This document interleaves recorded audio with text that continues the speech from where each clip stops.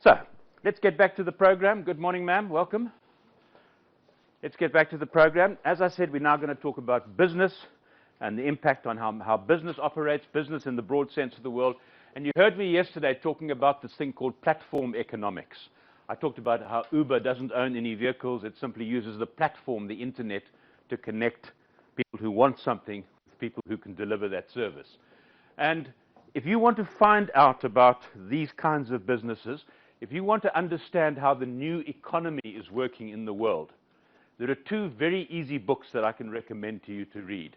The one is called Exponential Organizations by a man called Salim Ismail. He talks about how companies, and he looks at Google's book, he looks at all the different companies that have come from nowhere to become massive companies in the short space of time. And he explains how they do it. He explains the principle of platform economics.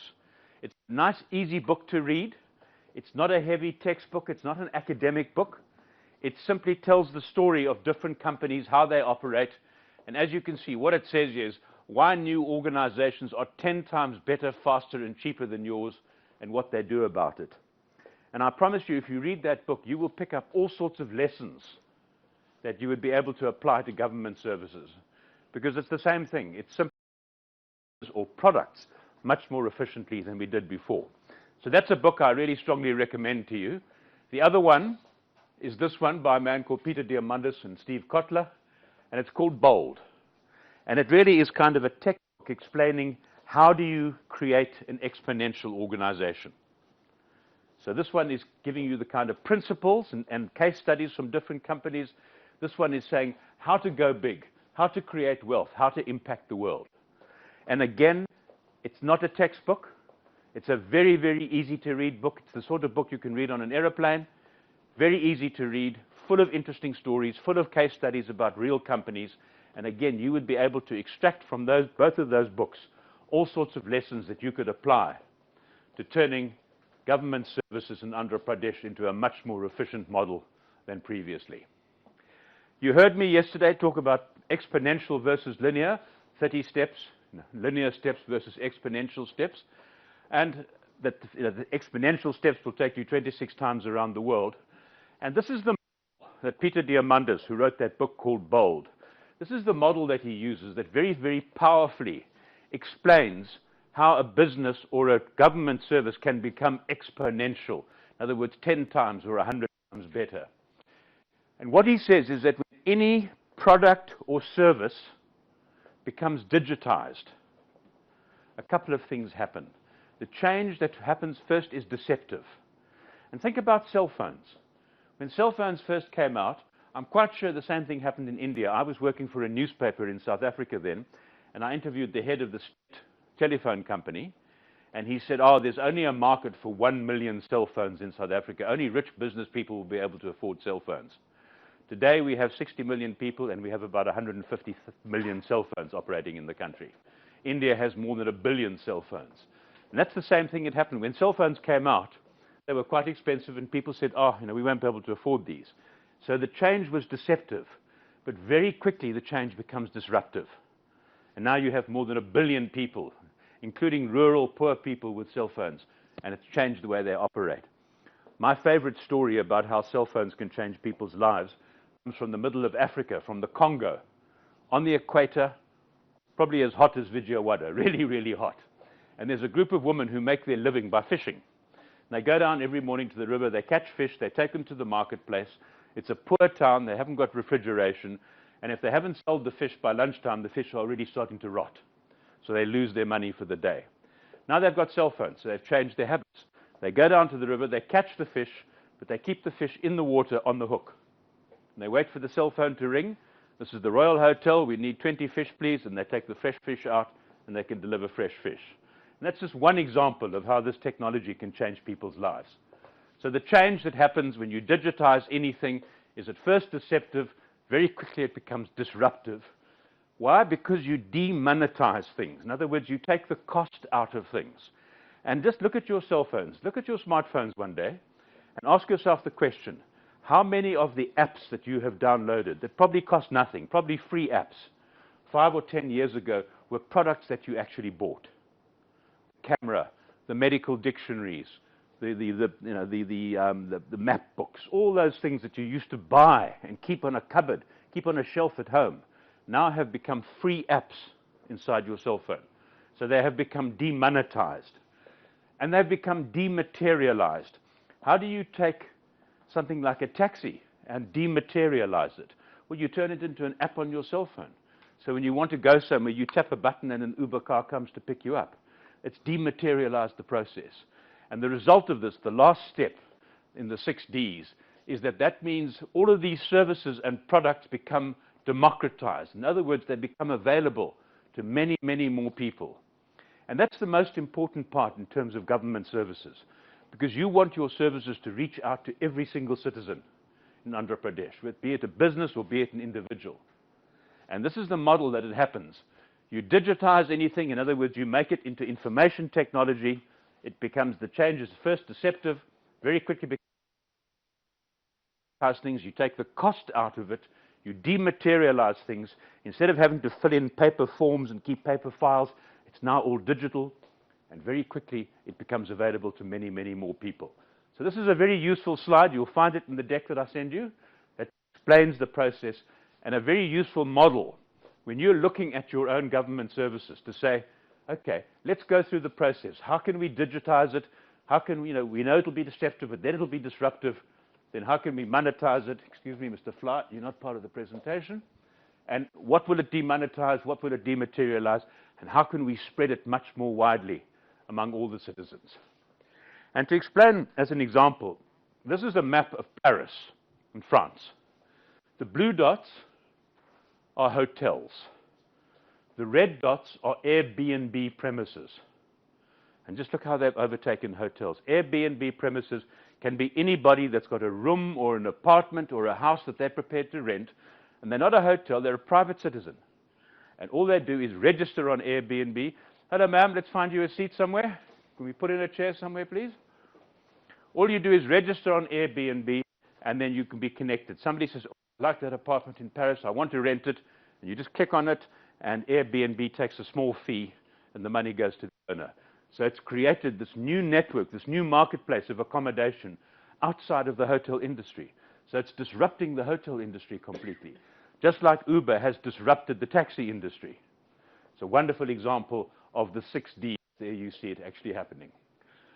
And to put it in perspective, the head of Airbnb, he says Marriott, the big hotel chain, they plan to build 30,000 rooms this year. Now think how much it's going to cost Marriott to build 30,000 hotel rooms. They've got to put up blocks, construction, they've got to get construction permits, they have to pay builders. It'll take them a year to build the hotels, and it'll cost them millions and millions and millions of dollars. How much does it cost Airbnb to add 30,000 rooms? Nothing. Not a cent. Because it's ordinary people saying, I'm going to register my property on Airbnb and make some money out of it. So as he says, it'll take Marriott a year to do it. Airbnb can add 30,000 rooms in 2 weeks. That's the difference between linear is going through a linear process. We're going to build hotel rooms, we must buy property, we must appoint construction engineers, we must appoint architects. It's a step-by-step, a linear process. Airbnb is going through an exponential process. Open it up, invite people to put their properties on there, 30,000 rooms in 2 weeks. That's the difference. So the big question is, how does the AP government become exponential?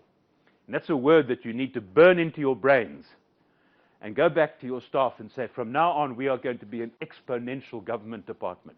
Everything we do is going to grow 10 times or 100 times, not by 2 or 3 or 4%. Then I want to take you to a different place. Who has heard of something called the blockchain? Anybody? Hands up in the room. Blockchain? Okay, 1 or 2 hands. Folks, if I leave you with one piece of advice over the 3 days I'm with you, please make a note in your diaries. Go to Google when you have 15, 20 minutes spare, and just type in, what is the blockchain? I'm going to explain it to you, but there is so much material on Google that can explain this. The blockchain is a new technology that is literally going to change the world, and that offers incredible opportunities to government departments to make their services better. Let me explain what it is. Anything that requires a transfer between people, a contract, the delivery of a service, whatever, anything that is an exchange between two people. So it can be the issuing of a construction license, the issuing of a vehicle permit, it can be the purchase of something. This can be recorded on this thing called the blockchain.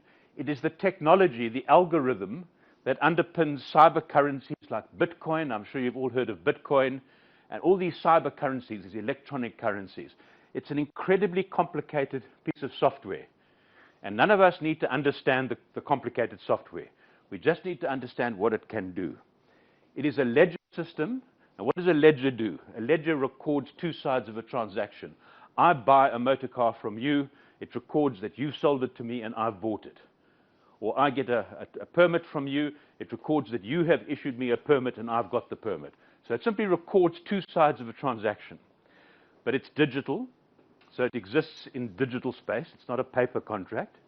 It's encrypted, so it's incredibly secure and safe. That means it also can't be corrupted. There's no corruption because you can't change the terms of it. It is recorded inside what they call the blockchain. It's called a blockchain because it's like a chain, links. So if I do a transaction with you, that transaction is recorded in every single one of the millions and millions and millions of blocks that make up the chain.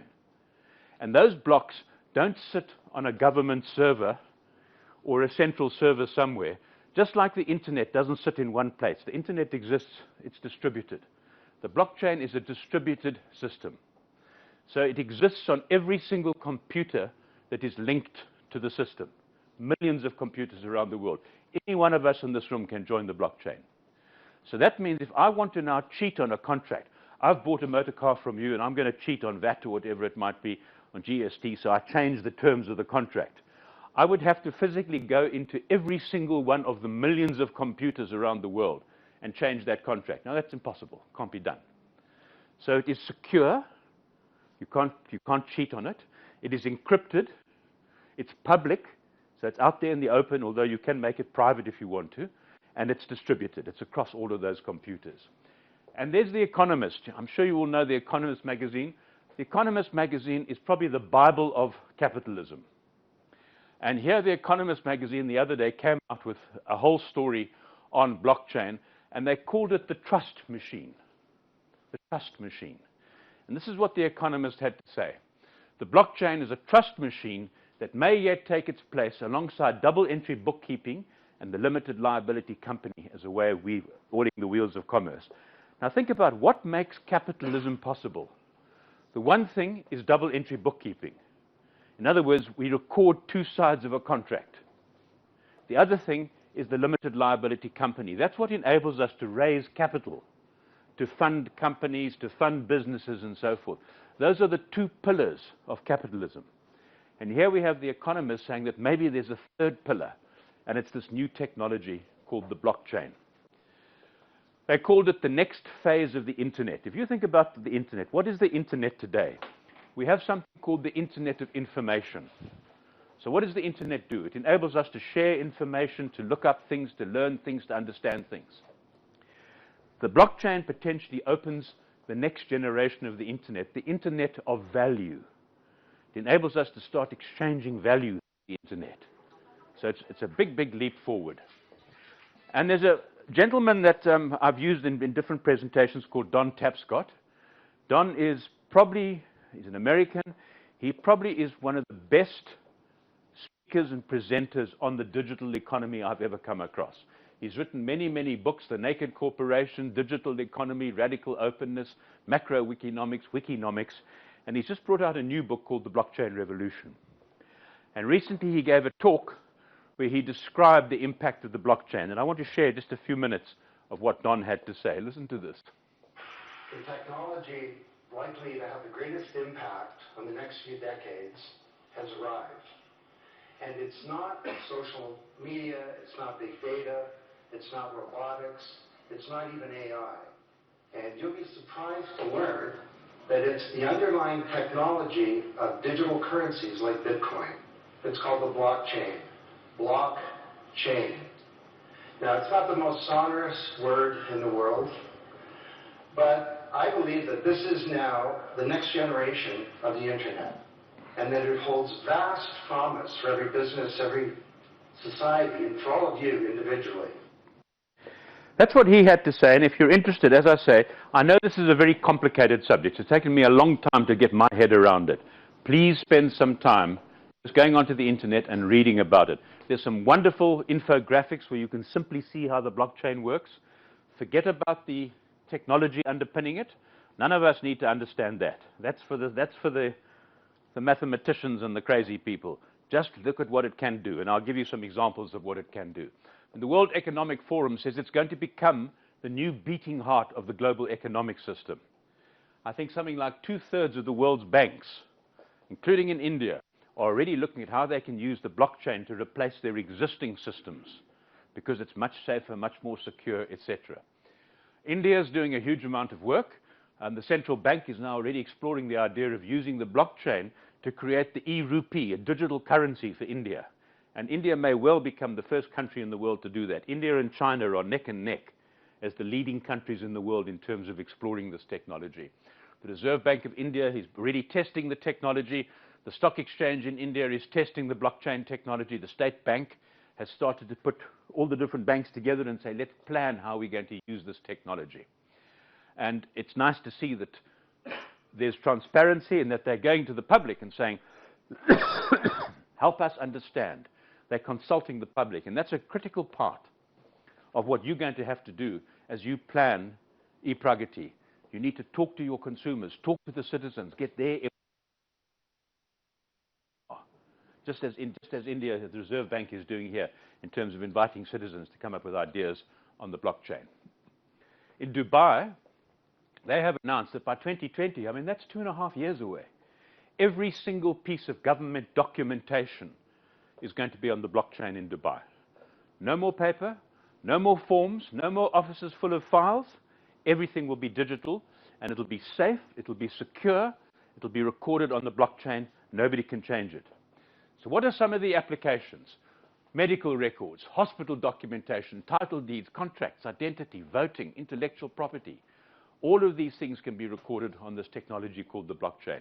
It is one of the most important technologies that has emerged. It is going to change the way we do business. It's going to change the banking system of the world. It's going to change the way governments operate. And let me give you some examples of how different governments are already using blockchain. In Georgia, and this is a real important one for my country in Africa and for your country, title deeds, land registry. I understand in India quite often it happens that 2 or 3 people claim they own a piece of land. It certainly happens in my country. Somebody's been living on a piece of land for 100 years. Somebody's got a friend in government, and they turn up and say, I've got a piece of paper that says this land is mine. You have court problems and all sorts of things. If you record the title deeds of a property on the blockchain, it's recorded, it's public. Are we stopping? Oh. Okay. Grab a seat somewhere. Okay. So title deeds, already the Georgian government and the Swedish government has started doing it for land records as well. It's a wonderful technology to ensure that the ownership of property is recorded and fixed forever. And then if you sell that property, you record the transaction on the blockchain. And government holds those title deeds, government can see them, nobody can argue about who owns property. So that's a very, very important use. In the UK, in Britain, the central government service has created the blockchain. They've created a blockchain engine. And they've said to all the government departments, we've built this blockchain engine, blockchain as a service they call it. If you want to do it, you don't have to reinvent it. You can simply use this and build your application on top of it. I'm sure India is going to be looking at something similar as well.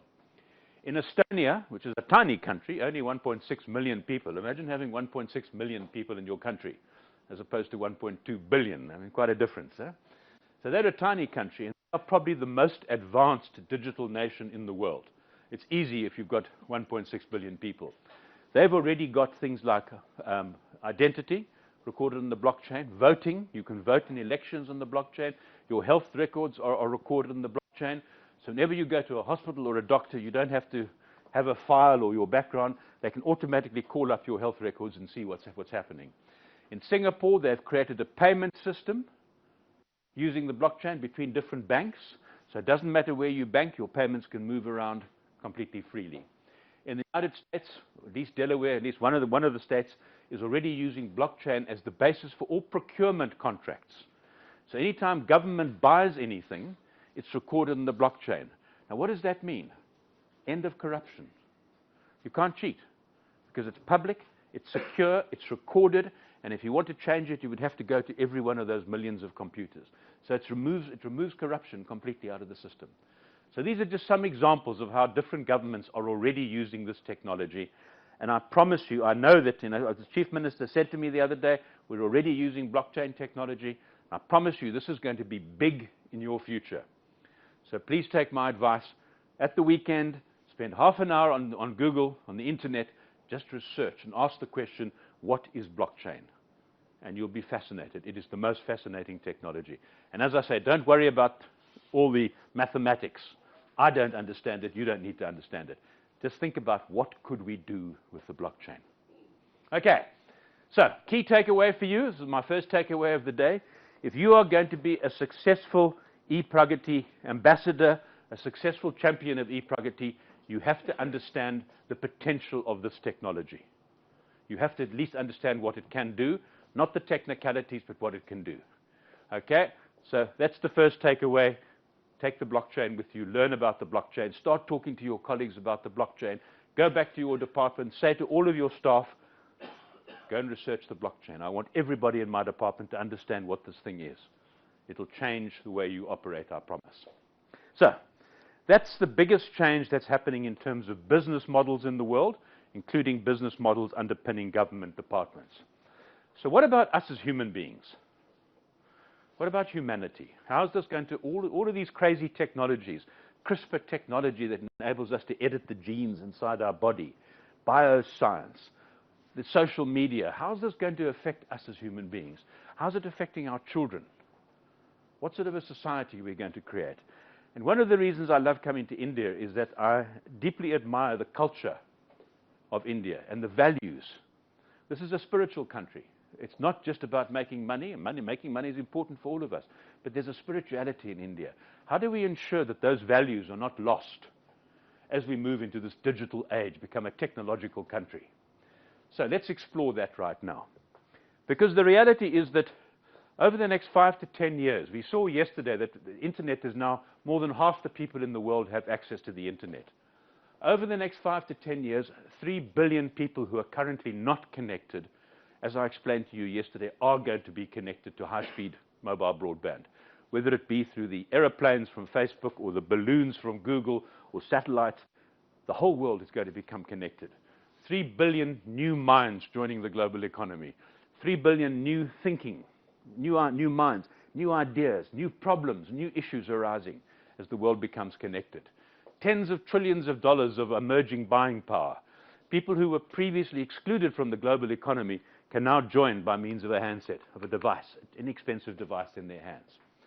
But it's also going to deliver a new generation, and this is really important for you. It's going to deliver a new generation of citizens who are connected and who are empowered, because they're able to see what other people are getting in other states in the country. They're able to see, how do Americans get their service? How does it happen in Sweden? So people become globalized. They can see what's happening in the rest of the world. So your citizens, from the most rural people to city dwellers, are going to become more demanding, more difficult. They're going to want more. They're going to want instant service.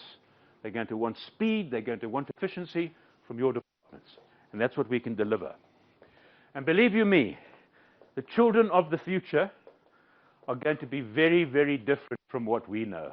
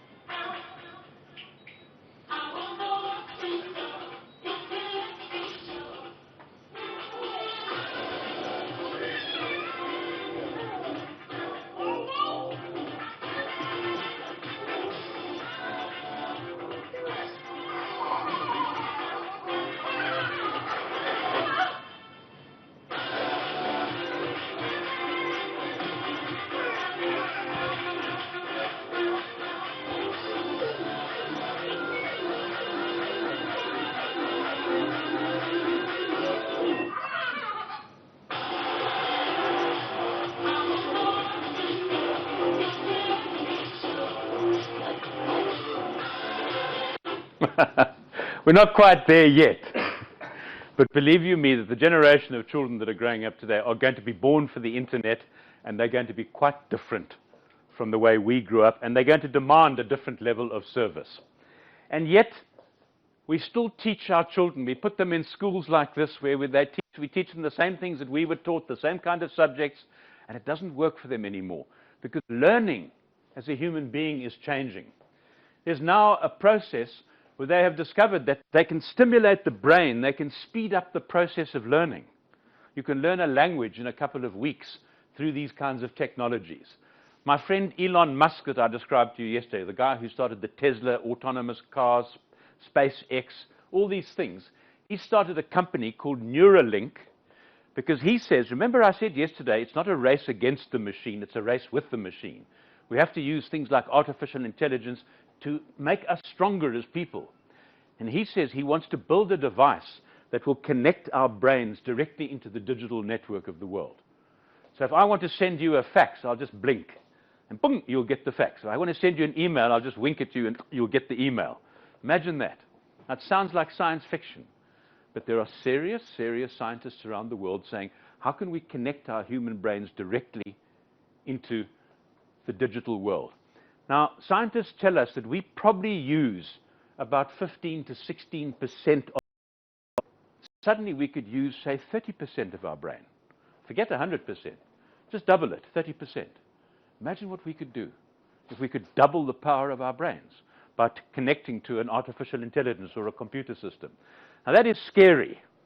This is kind of science fiction and cyborgs, you know, man-machines walking around.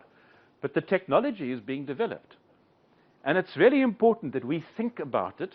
You might have seen there's been quite a few warnings recently from Elon Musk, from Bill Gates, Microsoft, from Professor Stephen Hawkins, that brilliant man in the wheelchair, warning us that artificial intelligence could change the world, but it could also destroy humanity.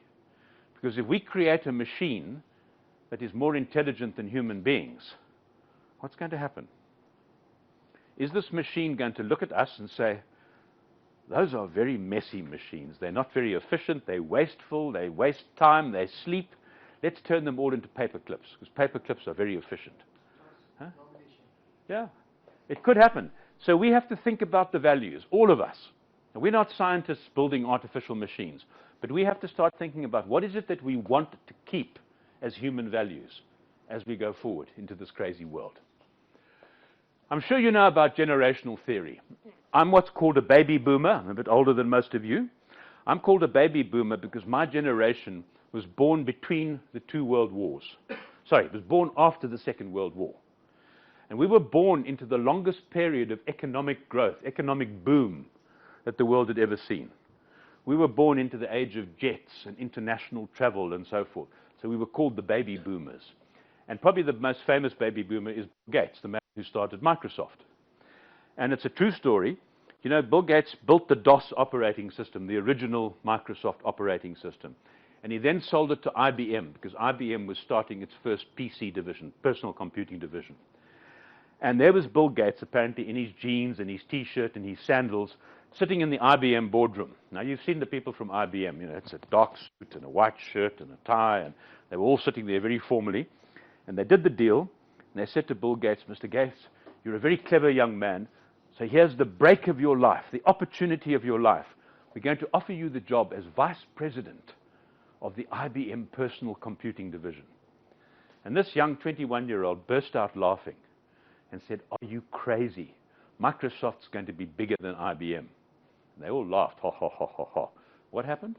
Microsoft's 100 times bigger than IBM. That was the mindset of these baby boomers. Very different. Very, very different from my parents, who were the silent generation. And they were called the silent generation because they were born between the two world wars. And their life was defined by what?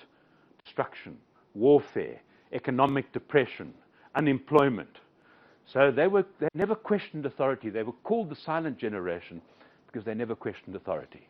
If you had a job, you fell to your knees every morning, you thanked the good Lord for your job. If your boss you didn't question anything. And they kind of starting to run the world today. But now we're seeing the next generation emerge, what they call the net generation, or Generation Y. Kind of that's how they look. Very different, huh? And many of us look at those pictures of those young people and say, no thank you. I don't want to have anything to do with them. They're freaky, they're not my generation, they're not my values. I'm afraid that is an invalid response for two reasons. Number one, they're probably your children. Number two, they probably work for you. Number three, you might work for them before too long because they're smart. And they're certainly your citizens. Now, the good news is, of course, they don't all look like that. Most of them probably look much more like that. And we're comfortable with those young people. But this is a cover from Fortune magazine from some months ago. And exactly as it says there, manage us. Now, I know the culture in India is a bit different. But believe you me, in Hyderabad, in Bangalore, where you've got these young, smart IT kids coming along, their minds are different. And what Fortune magazine said is these young people are coming into the workplace and they're saying to our generation of managers, you can't manage us. You don't understand the technology we use. You tell us to turn off our cell phones. Excuse me, we don't turn off our cell phones. We never turn off our cell phones. We're connected. That's how we live. But you don't understand relationships. We all come from broken homes because you don't understand relationships. You want to teach us about value. But hang on, you people brought the world to the edge of economic collapse in 2008 because you were greedy and because you wanted too much. And by the way, you've also destroyed the environment. And we're now going to have to fix it. So they're joining the workplace and they're saying, we know what to do, just get out the way, let's get on with it. A different mindset entirely. And it's hard for us to manage that, and I'm going to talk about that in a moment. So they have new attitudes and they have new brains. And I'm going to show you another video. It's a couple of years old, but it's a very powerful story. And forgive me, it's a little bit shocking. But have a look at this.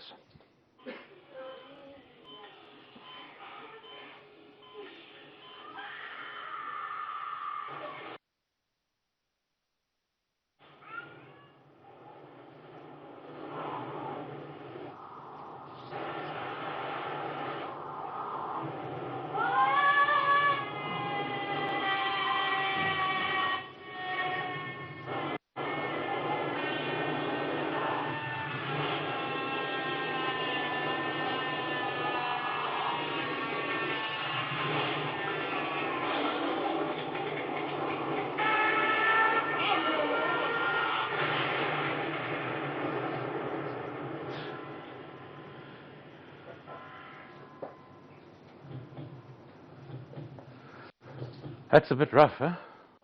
But well, how's that for a corporate slogan? Life is short, play more. Now, that was an advert created by Microsoft when they launched the Xbox, which is a games console to play computer games. And Microsoft was not in that marketplace. It was Sony and Nintendo who were the market leaders in that thing. So when they decided to launch the Xbox, they were launching against very well-established competitors. And the games market is a multi-billion-dollar business. It's bigger than Bollywood. This is big, big money. So Microsoft took a couple of strange decisions. Did anybody see a Microsoft logo? Now, when they launched the Xbox, Microsoft was the second most powerful brand in the world after Coca-Cola. Yet they decided they were not going to use the Microsoft brand. Why? Because the young people who were likely to buy the Xbox did not like Microsoft as him that advertisement, because he was an incredibly practical man. He would have looked at that and said, what was that? It tells me nothing about the product or the service. It doesn't tell me what it does, how much it costs, etc., etc. And the message from that is that things like that have become a commodity. Important is the value. These young people saying, life is short. I mean to come because otherwise I'll simply go somewhere else. It's a different mindset, a different generation. And this is what's going to shape your services in the future, not right now. And I know India is a more conservative society than some of the Western societies. But believe you me, when I talk to those young people at the ISB campus in Hyderabad, when I talk to young people in Mohali at the ISB, those young people coming up, they are thinking like this. Life is short, play more. So we have to learn how to deal with this coming generation. And this is them. They're hyper-connected. They have relationships that are critically important to them. What's different about them? We talk about multitasking. They don't. They talk about quantum tasking. They can do many, many different things at the same time. As I said yesterday, you come home and your daughter's lying on the carpet, TV sets on, her laptop opens, her maths book's in front of her, she's got her cell phone going and she's on the iPad. You say to her, focus. And she looks at you and you can see going across her forehead a sign saying, you poor, sad old man. Don't you understand? I am focusing. I'm focusing on all of these things at the same time because I can do it. We call them couch potatoes. You're always staring at a screen, but they're not couch potatoes. They're couch commandos. We're the ones who sit when there's cricket on and sit there with a cup of tea and watch all day. They're the ones who are sitting watching cricket, but they're on the computer, they're on their iPads, they're on their phones. They're doing all sorts of things at the same time. We think that knowledge is something that makes us different. We've all studied, we've all gone through courses, we've qualified, we've been to the civil service exam and so forth, and we think that makes us different. For them, knowledge is a commodity. If I want to know something, I take that device that I've always got in my hand, and I reach up into the cloud, I pull down what I want to know, I use it, and then I let it go again. Because it exists in the air. It's not about what you stuff inside your head. Power is about knowing where to find things, not what you know completely. They're always switched on, and as I said, they'll never switch off their device, and you come into a meeting or whatever, and people say, well, switch your cell phones off, and they look at you, and they say, no, I can serve you better when I'm connected. I operate much better when I'm a connected human being. They have unbelievable relationships. They have 6,742 friends on Facebook. And we say to them, those aren't friends. You don't go and watch cricket with them. You don't go and have a meal with them. And they look at you again and you see that sign across their forehead, you poor, sad old man, you just don't understand. These are real relationships. And we can build your services. We can build your capacity to promote yourself. Only you let us use those relationships. Because the digital space is the new marketplace of the future. They give their trust. I'm quite horrified at my own children. My children are grown up now. But when I see what they post on Facebook, I say to my daughters, how can you put that picture of you having a party at university on your Facebook page? Your employees. And look at me and say, well, if they don't like that, I don't want to work for them. They give trust. But understand that they hold trust in the palm of their hand. Then they tell their 6,000 services that you provide. People out there can destroy connected and the reputation they're exploring because they've advanced. And they've grown up in a world where they are exposed to thousands of stimuluses all at the same time. Different world to the one I've grown up in and the one that you've grown up in. So they're actually advancing. Their brains are actually advancing at a different speed to ours. It's a different generation. Perhaps we're creating a new species called Homo mobilis, mobile mankind.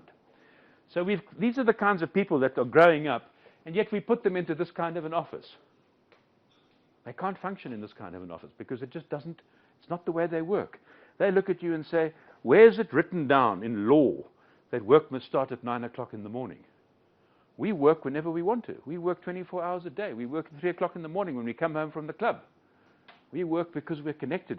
Work is not a place we go to. Work is an output that we deliver. And that is a very simple but a very powerful concept for all of you to think about. Work is not an office.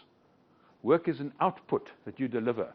And these young people are saying, we can deliver that output at 3 o'clock in the morning, or from the beach, or from a restaurant, because we're connected 24 hours a day. We don't have to go and sit in a cubicle or a box in order to do our work. We can do it anywhere. Tell us what you want done. Tell us what the output is, and we can deliver that output. When you think about the offices we design today and the workplaces we design today, we guard knowledge. We don't make knowledge free. I know something you don't know, therefore I'm more powerful than you. That's how the hierarchy works. These kids don't understand that because they live in a world where you want to know something, you tap a button on Google and you know it. And then they come into an office environment where they're told, oh no, you can't know that because you're not senior enough. They just don't understand. And why do we guard knowledge? Why don't we make knowledge free? We live in a world where we guard technology. Oh no, you can't have the latest computer because that's only available for the senior people. And they look at you and say, but my computer at home is better than my computer at work. So why can't I bring my iPad to work and use my iPad? Oh no, you can't connect your iPad to the system because of security. They don't understand. They don't understand. They live in an environment in the office where it's only intermittently connected. They're connected 24 hours a day. They don't understand that sometimes you're not connected. They live in a workplace that is reluctantly interactive. We don't want to interact with the citizens out there because it's much easier to close the doors and say, no, we're closed for business now. They live in a 24-hour world, 365 days a year. They go to work, and it's an environment where relationships are structured, hierarchical. No, you can't talk to the person 3 layers above you because you have to go through your supervisor, and then it has to go through the next layer, and that's how bureaucracy, civil service, that's how they're structured, particularly in things like the police services. And these kids say, excuse me, I want to be able to talk to the boss. Yeah, I know his email, or I can find him on Twitter, I can talk directly to him. What do you mean I can't go and see him? It's a different kind of a mindset. We live in a world in our offices where we license openness, we license trust, and they don't understand that at all. Now, are they right? Are we right? It doesn't really matter. The point is that they are different, and the point is that they represent the shape of the world that's happening around us. And if we're going to be successful, both in terms of the young people who are going to come and work for us, and in terms of the marketplace that we're going to deal with. Remember what I said yesterday. You're not designing the e-Pragati of 2017. You're designing the e-Pragati for the future, the AP government of the future. If we're going to design a government that's going to be fit for purpose in 5 and 10 years' time, these young people are going to be the citizens, the taxpayers, the business owners. We have to understand their world. And just think of your own children. Who's got kids? Most of you have got kids, I should imagine. Think of your own children. They are different to the way we were when we were kids. They behave differently, they think differently. They spoke to my parents. My kids are quite different. I'm sure your children are different too. And they are representative of this new marketplace that's emerging. So have a quick 2-minute discussion. Think of how social behavior in India has changed in the last 10 years, say. And tell us what you think it's going to happen in the next 10 years. If I'm right, if what I've described to you about young people, how do you think behavior is going to change in society in the next 10 years? Just turn to the person next to you and just have a quick 2 or 3 minute chat, and I'm going to ask for some ideas from the room. Have a quick discussion. How has social behavior in India changed, and how will it change in the future? Off you go. Have a talk. Chat to the person next to you.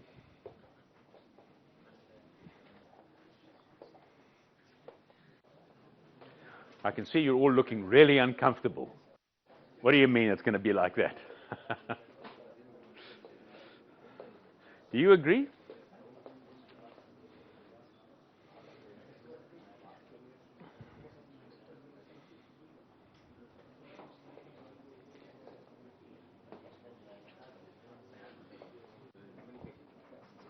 And as I say, I appreciate the cultural differences, but believe you me, it's happening in your society too.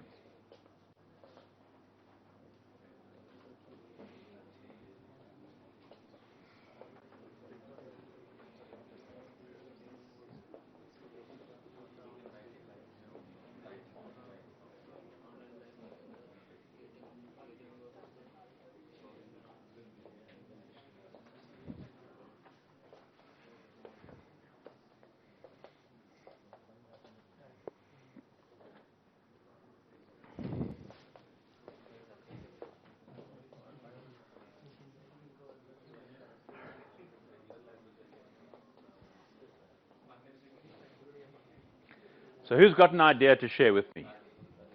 Who can tell me? Yeah, there we go. The new, what has changed in the last 10 years is that social, as a family, as a unit, the bonding has already reduced a lot. Yeah. In children, parents, and wife, husband, and all. And similarly, our traditional, actually, we had a caste system. Yes. So that has also reduced substantially. Starting to break down. There's many families where the husband and wife work in different cities. Yes. Yes.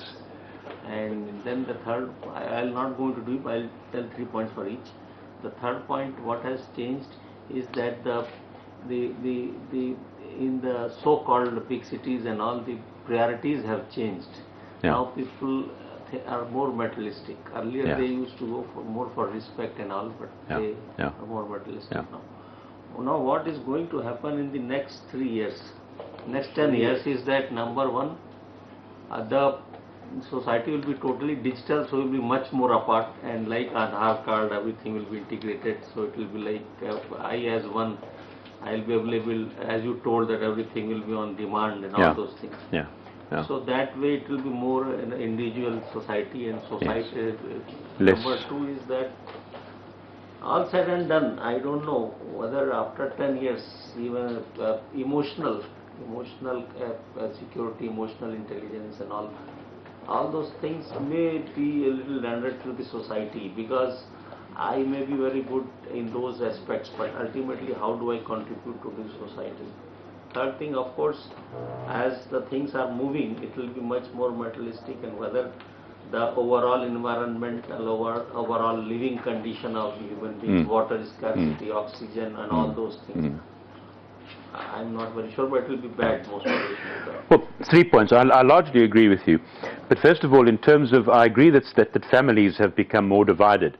But at the same time, technology is bringing things together. Now, look at my own example. I have a son living in China, a son living in America, a daughter living in France. And they've all gone there not because they want to get away, but because they don't see barriers. The world for them is flat. They can go anywhere where the best job opportunities are.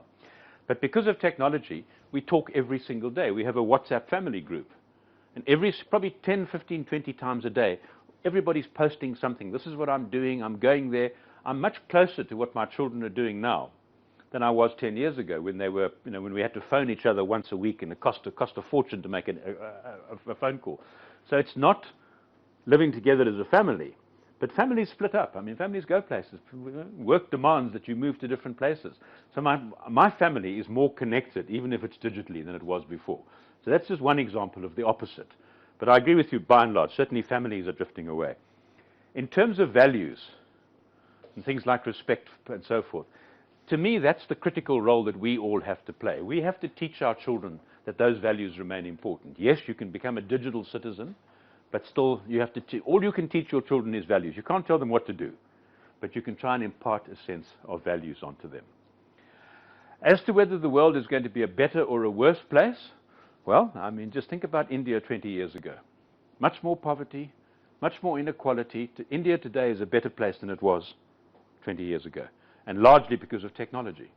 And in terms of water, well, we're coming up with all sorts of new ways to desalinate the oceans, to extract water from the air.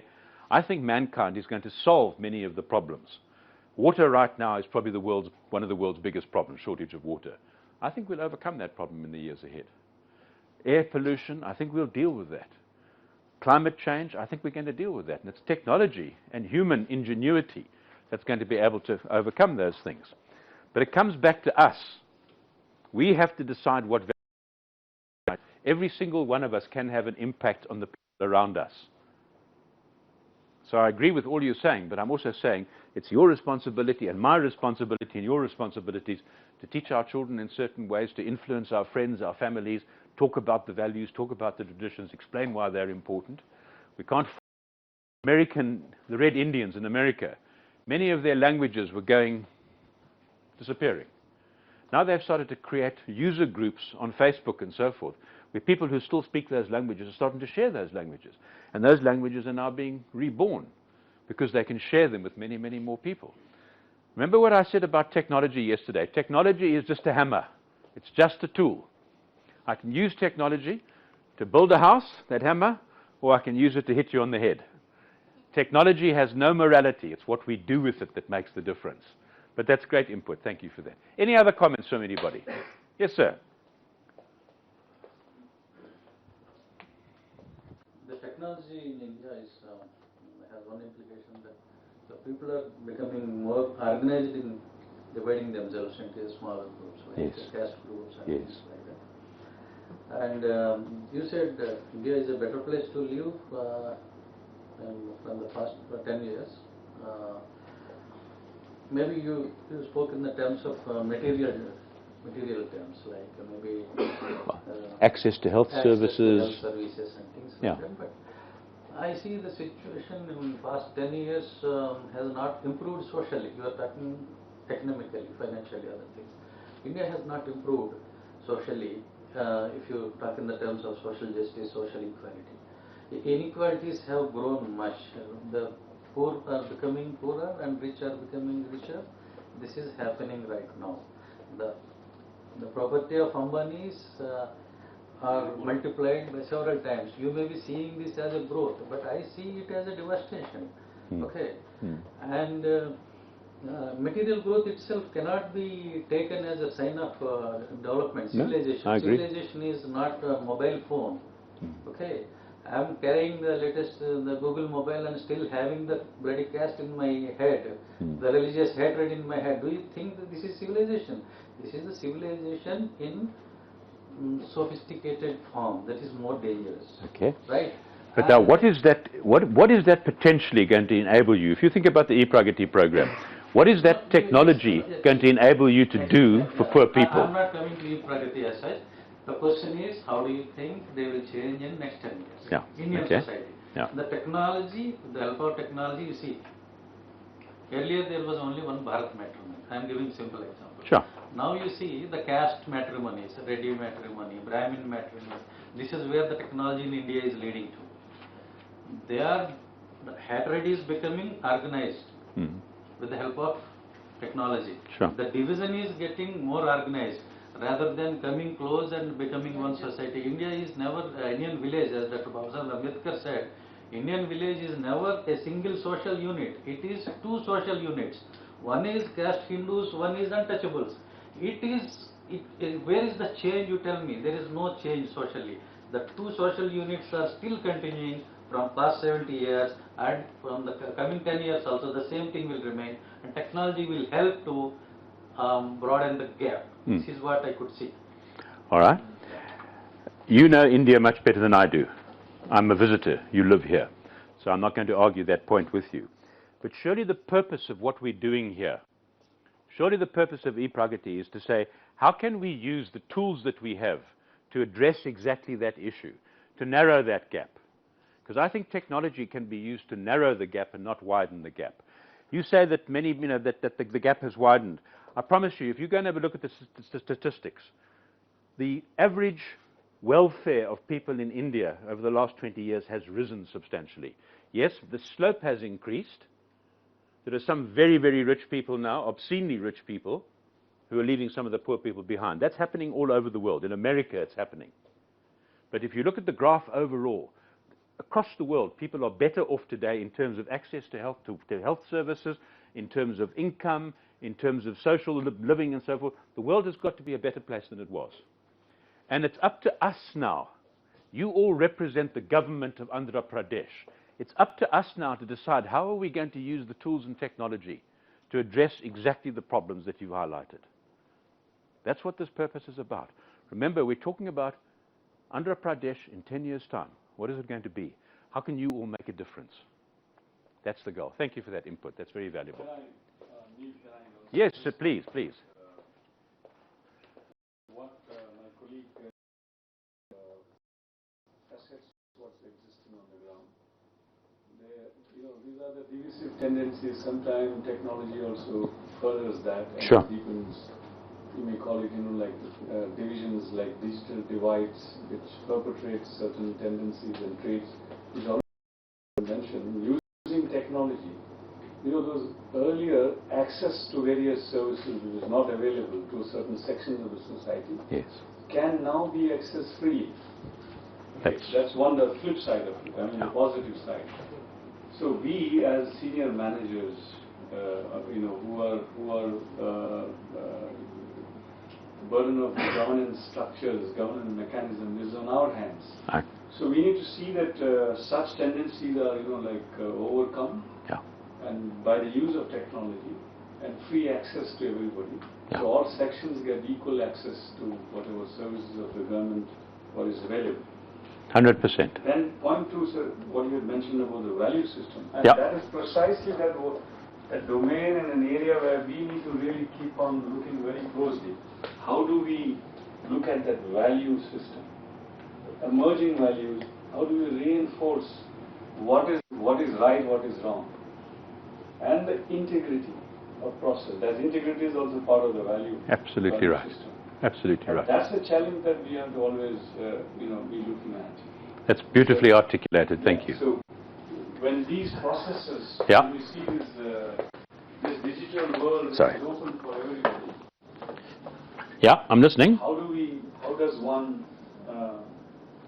see that these value systems are online, and how do we reinforce, and how do we propagate those values? That's the challenge that we all be facing in times to come. And the point is, it's up to us. Can you say policing? Yeah. Yeah. But then again, that is something which is all going to challenge us as we go more and more digital in times to come. And your point is, it's up to us. It's up to us. We can decide what we're going to do, make sure that those values are maintained. Thank you. When a boy was born, immediately he cannot handle all the things. It takes some time to grow up and mature, and he develops something. Yes, exactly. So maybe problems may be there in the beginning. Yes. Maybe today we may see in a narrow angle. So there are many things in the overnight. Everything can't be changed. It may take some time. Exactly right. Maybe criticism and whatever the casteism, whatever. Maybe today it may be there. Yeah. Maybe if you visualize for few years. You've put your finger on it. And I mean, you're absolutely right with what you said. But the point is, if we look at the world today and say that's the state of affairs, we're locking ourselves into a box. What we have to do is break out of that box and say, let's imagine what the country could be like in 10 years' time, say. And build that picture of what the country's like, and then say, well, now how do we work towards that? How do we achieve that? But if we tie ourselves down to today's realities, we can never go forward. The world is built on dreams. People dream things. People, somebody says, can we go to the moon? What a crazy idea. Yeah, let's do it. Somebody says, can we fly an aircraft that's going to beam internet access to the world? What a crazy idea. Let's do it. So what we need to do in the Andhra Pradesh government is say, what could we do to make this the #1 state, to address exactly the problems that you raised in terms of divisions in society? How can we overcome that? That's the challenges that we've got in this society. So my takeaways from this section, we've got half an hour left and I want to talk about digital governments now. Open your mind to these radical possibilities. Don't focus on the world as it is today. Focus on the world that you want to build in the future. And interestingly, be prepared to listen to young voices. Be prepared to listen to young people. Sit down with them. Ask them what they think the world's going to be like. Ask them how they think the world should change. #1, they're going to be the people who are running the world in 10 and 15 years' time. #2, they've grown up differently to us. They have a different perspective. And their perspective is really important for the future. Listen to young people. So I'm not going to do this with you now, but I want you to think about this one. What would be the ideal AP government officer of the future? What skills would they need to have? And are you right now, the people that you're recruiting into the department, the young people, are you thinking about the skills that they're going to need in 10 years' time as opposed to the skills of today? Haven't got time to go through this now, but it's a question I want to leave with you to think about. What I want to do for the last half hour of our session is talk about what other governments are doing in terms of this concept of digital governments. And those of you who were at the inauguration, I ran through these quickly. I'm going to talk about them a bit further. The first, there's 6 principles of digital government, of what you're trying to do. And #1 is that there has to be a purpose behind it. So what's the purpose of your particular department? Obviously, the overall purpose is to serve citizens better, but each of you in your individual departments need to look at it and say, what is the purpose of my division? You know, there's something called the golden circle. I'll just draw this for you quickly. Well, called the golden circle.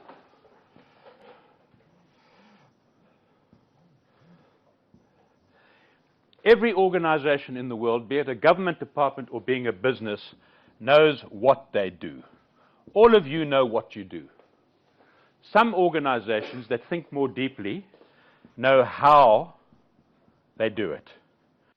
But only the best organizations in the world think about why they do what they do. Now, all government departments know what they do. You know how you do it. But how many of you think about why am I doing this? And it goes back to the concept of service. And as I say, each one of you in your individual departments needs to sit down and think, what is my purpose? This is not just a job. there's a service element here. What's the purpose of what I'm doing? And this is a very useful tool, this golden circle, what, how, and why. To have a workshop with your team and say, come on, let's revisit our purpose and think about why we're doing what we're doing. So step number one, or principle number one, is have a purpose. And you saw me show this to the Chief Minister the other day. This is what the Prime Minister of Estonia says. Our purpose is zero bureaucracy and invisible government. And I thought it was very clever of the Chief Minister to say, we're going to change that to invisible government, but visible governance. So yes, the services are going to be virtually invisible because they'll be automatic, they'll happen. Governance is going to be strong, the ethical behavior, the morality. And the example that the Prime Minister of Estonia gave, the best service is the one you don't have to do anything for. It gets taken care for you before you even realize it. And they gave the example that they know when a child is born in Estonia because the hospital records. So all they do is they send an email to the parents to say, give us the baby's name so we can register it, and give us the bank account that we can start paying child grants to it. So you don't have to go to the affairs department. You don't have to register the child. You don't have to stand in a queue and fill in paper. It's done for you automatically. And that's an example of invisible government. And that's the sort of thing that we should be striving towards. So principle number one starts with a purpose. Principle number two, borrow with pride, or steal with pride if we want to be a bit more direct about it. And the point here is that we're not having to reinvent the wheel. E-government is a highly developed science already. Thousands of governments around the world are working on it. There are all sorts of vendors and companies that can help you with the processes and the technology that's required and so forth. So, for example, can you vote from your bed? Yes, you can in many, many countries. And the point of this principle is share. Find out what other governments are doing. Estonia, electronic ID cards, vote from your bed, pay your taxes, access 160 services online. That's what they've built already. That's the kind of thing. You can go to Estonia. You can send a team to Estonia and say, what can we learn from you? The UK Tax Office, by breaking down the silos between the government departments, they started gathering information. They built a database of more than 1 billion data points. And that enabled them to be much more efficient. They could increase tax collections by £3 billion sterling. Because instead of information sitting in different departments, they combined it all into a single database. Remember I talked yesterday about big data, DIKW. Data becomes information, becomes knowledge, becomes wisdom. That's what they've done very successfully. Norway. Imagine if you got your tax return and it was filled in already. All you had to do was check it, make sure it's right, and sign it. Imagine how nice that would be. I don't know about you guys, but filling in the tax return is a pain in the backside. You get this 20-page document, you've got to go through it. Imagine if it came already filled in. Why? Because the government's got all that information already. All you have to do is sign it off. And in Norway, what's happened is they've had a much higher return. People are now sending in their tax returns because they've taken all the pain out of it. They've made it invisible government. In China, you can apply for a visa or a passport on WeChat, which is like WhatsApp. Now imagine, I'm right now, I've got a 1-year Indian visa, it's about to expire. I've been 3 times to the consulate in Johannesburg. No, you haven't got that document right. That you haven't got signed. Your letter from the ISB hasn't got a stamp on it. I've wasted 10 hours already going back and forth and back and forth. Imagine if I could pick up my phone and say, I want a visa. You've got all my documentation already. I've got a 1-year visa already. You know everything about me. You can see every time I come into the country. Fix it, please. And 20 minutes later, boom, it comes. Imagine if we could do that. Now, there is already an e-tourist visa for India, which is quite efficient, but we can make it much more efficient. So these are just examples of what some countries are doing. And the point of this principle is learn from them. Research what they're doing. Ask whether we could do the same thing. Talk to those governments. There's an organization called the D6, I think it is, or the D5, of the 5 leading countries. And they've formed an organization, and they are quite prepared to share their experiences with other governments. So you don't have to reinvent everything. You can borrow with pride. Step number 3 is this really important one. Design from the outside in. See the world through the eyes of your users. Talk to your citizens. Where are the pain points? Mr. Citizen, what do you find the most difficult dealing with my department? Is it the queues? Is it the forms? What is it? Get them to tell you where the most difficult points are, and then address those points. And incidentally, talk also to your staff. Those people sitting at the counters facing the public, they know what the problems are because they're on the front line. So talk to your citizens and talk to your staff. Point number 4, this is not about technology. We talk about e-Pragati, it's E, it's digital. Yes, that's the platform. But technology is just that hammer, remember. This is more about the skills. You people understand your departments better than anybody. You're the experts. So this is not something you hand over to IBM or to one of the big technology companies. You work with them. But you're the experts. It's a matter of combining your knowledge with the technical expertise to produce something quite different over there. So it's your service knowledge, it's your expertise. It's not just about technology, it's about the process, the outcome of the process. This is a really important point. Principle number 5. If you're going to do this properly, and you need to carry this message back to your bosses, you cannot be expected to do your existing job plus build this new thing. You need to be given the time to work on this new process. If it's going to be successful, you've got to create some space for you to commit energy and time to this resource. So number 1, you've got to commit time. Number 2, there has to be the financial resources. You're going to have to buy technology. You're going to have to hire vendors. And I know there's a whole chunk of money that's been set aside for this process. You're going to have to spend that money. You can't build something new without committing resources. The technology, you're going to have to import technology from outside vendors and so forth. And I know there are vendors selected already. They're going to build the technology for you. But to me, this is the most important one, leadership. We've had the Chief Minister himself saying this is our big project for 2017-2018. We've had the Information Minister saying this is our big project. You as the leaders in your departments, as the champions of e-Pragati, are going to have to go out and show that leadership. If you don't take this project by the scruff of its neck and lead it, it's going to fail. Leadership is the most critical thing. You have to be the visible leaders, walking around, talking to your staff, telling everybody in the department, reaching down, making sure that the lessons you've learned are pushed all the way down through the organization. Leadership is the most critical thing here. And it's about trust. That's what we want to do. If you think about it at the end of the day, I talked about purpose. Surely the purpose is to build trust. If we want our citizens to have complete trust in us as government officials, complete trust in what we do. And trust isn't always there. Trust very often resides in bureaucrats who are not necessarily particularly happy with what they're doing. We know that there's corruption. You saw this report earlier this year from Pew Research Center. They interviewed, I think, several thousand Indian people. And corrupt officials, 95% of the people that they interviewed. It was the third most important problem that they identified in Indian society, corrupt officials. We've got to address that. We've got to change that around.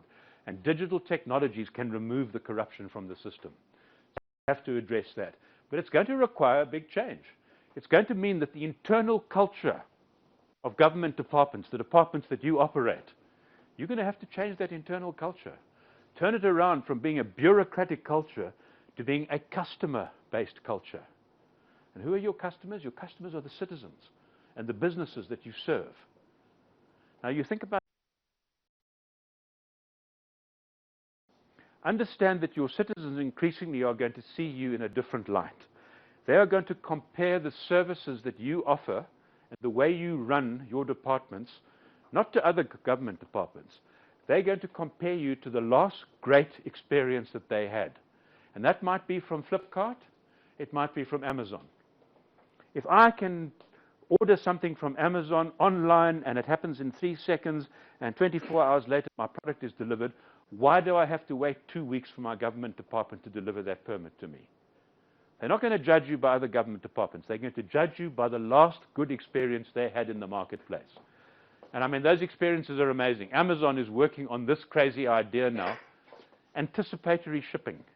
Because anybody who's bought from Amazon has a profile, and they watch what you see. They watch what you look at on Amazon. They watch what you buy. And they build a big data profile of you. And they reckon that before too long, if you're a regular customer, they will anticipate in advance what you are likely to buy next. They will know what you're going to buy next. And before you buy it, they'll have it packaged and ready, waiting for you. So when you order that product, 2 hours later it arrives on your doorstep. Imagine that. They will know what you're going to buy next because they've got the big data behind it. Now imagine, that's the experience I have as a citizen, and then I come and deal with your department and I'm told to come back in 6 weeks' time or something. What am I going to think? What's going to happen to trust? That's what we can change. So, very quickly, lessons from the globe before I tell you about lean and agile. These are the 3 countries that were voted the top digital countries in the world. That's New Zealand, that is Singapore, and that's Denmark. So in New Zealand, it takes you 1 day to register a business. The approach is that everything is digital by default, and they say to their citizens, if you need to contact government services, any government services, you can deal with us 24 hours a day on any device that you choose. So you don't have to come to the offices. It doesn't matter what device you've got, whether it's an Android or a Google or a whatever, an iPhone, you can deal with us 24 hours a day on any device. So they've opened the door to the citizen to say, deal with us how you choose. We are not telling you how to behave. We're saying that we will behave according to your needs. That's what New Zealand does. They're the #1 country in the world. Singapore is #2. They are building a national sensor network. Now again, Singapore is all of these are small countries, so it's much easier for them. They're building a national sensor network where everything is recorded and fed back, particularly to the police departments, so they can see everything that's happening on the street and they share that information across all government departments. A lot of people don't like that. They say it's an invasion of privacy. I certainly don't like it. I don't want to be watched 24 hours a day by my government. But Singapore is a country where they've accepted that. They've built a new digital ID system similar to Aadhaar, but they've now linked it to incredibly simple cashless payments. I can transfer money to you, click, done, just like that. And they've created something called a future skills account for every single citizen. And they've taken some of the budget and they've allocated a small amount of money to every single citizen in the future skills account. So I can decide as a government official, I now want to learn about computer coding. And I can use that money to do a computer coding course. Anything that's related to future skills. They're empowering the citizens to actually learn to become digital citizens by providing budget to them.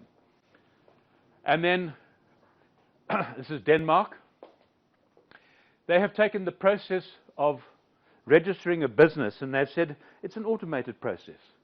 So 98% of the form is filled in before you get it. It's automated. All you have to do is fill in the final details and sign the form digitally. You don't have to go to an office. It's all done digitally. So again, think of how easy. Apparently it takes less than half an hour, I'm told, to register a business in Denmark. Many of you have call centers where people phone, and I don't know what your call centers are like, but every call center I've ever phoned, I hate it because it's slow and it's cumbersome and the people you're talking to don't understand what's happening. They've used technology to cut the length of those calls down to maximum 5 minutes now. So it's efficient because people have got information in front of them through digital technology. And they're able to train staff now, new staff joining the departments. It used to take 5 months to train people to become effective. They've cut that right down to 1 month through things like online training courses, virtual classrooms, and so forth. So that's just some examples of what the leading countries in the world are doing. And then I guess there are 4 key steps as you start to think about how you're going to implement e-Pragati. Number 1 is about strategy. You have to have a unified vision. And you have to think about not just your department, but what my department does in relation to the rest of the departments. It's about building, exactly as we heard from the minister, a single platform for e-governance in Andhra Pradesh. So you have to think beyond your own department in terms of the whole government structure, and then think of how that fits into Digital India, into the national platform. Okay?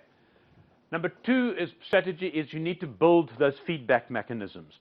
You need your customer-facing staff and you need citizens to tell you what's happening. Build in systems where you can listen to what people are saying.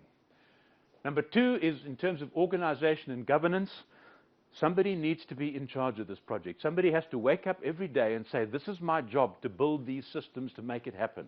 And it may well be you as the champions of this particular process. Somebody who's a central coordinator, somebody who can break down the silos between the different departments. Understand that you're not going to do this in a week. This is going to be a long job. But the way smart companies are running now, and I'm going to unpack the principles of lean and agile in a moment, is that they're saying that perfection always remains on the horizon. We can never attain perfection. But we create something and we put it out in the marketplace and we improve it as it goes along. If we try to wait until the system is perfect, it's going to be 10 years before you release it.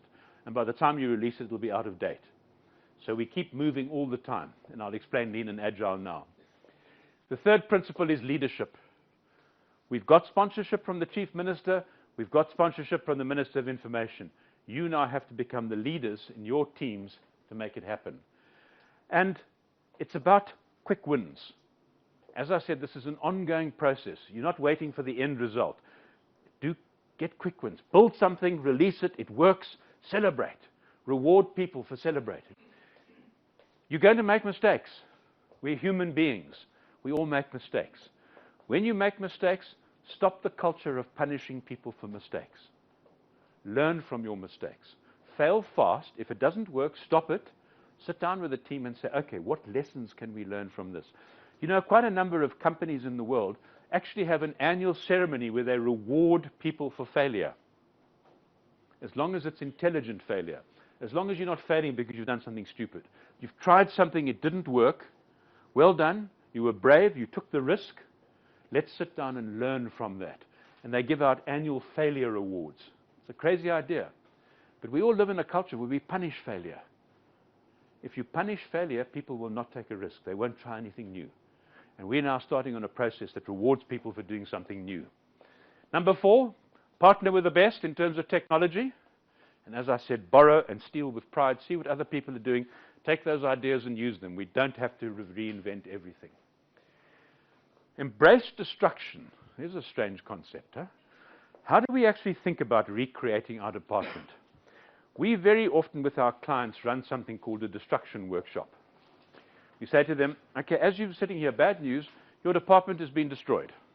But good news, you've got the budget, you can rebuild it. How would you rebuild your apartment if you could start today from the ground up? And I have never, in 20 years, come across anybody who says, I'll build the same thing. We would all build something different. Because our departments have got legacy built into them, old processes that don't work anymore. So one of the mindset tricks is to say, let's sit down with the team and say, imagine we could rebuild this department from the ground up. And then go and do it.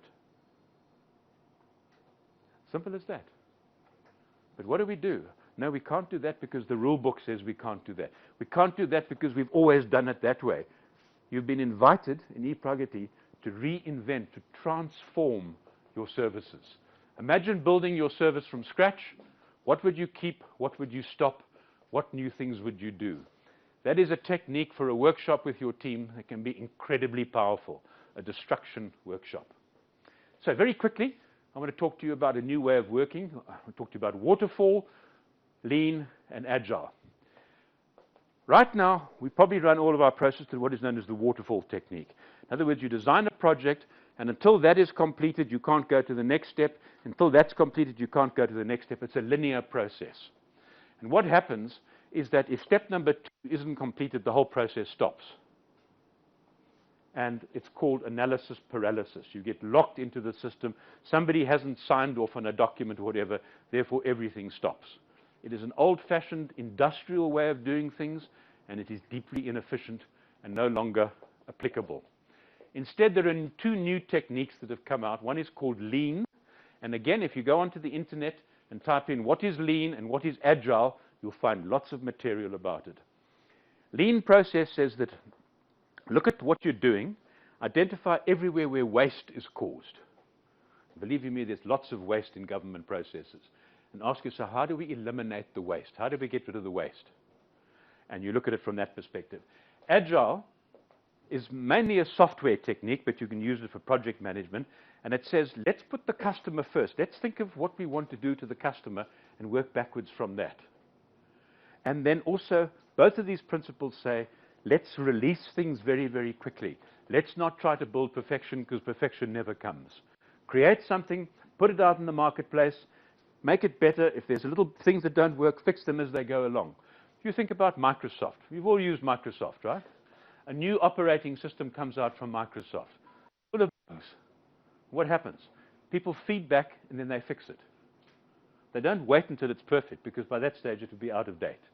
You need to get into the same principle.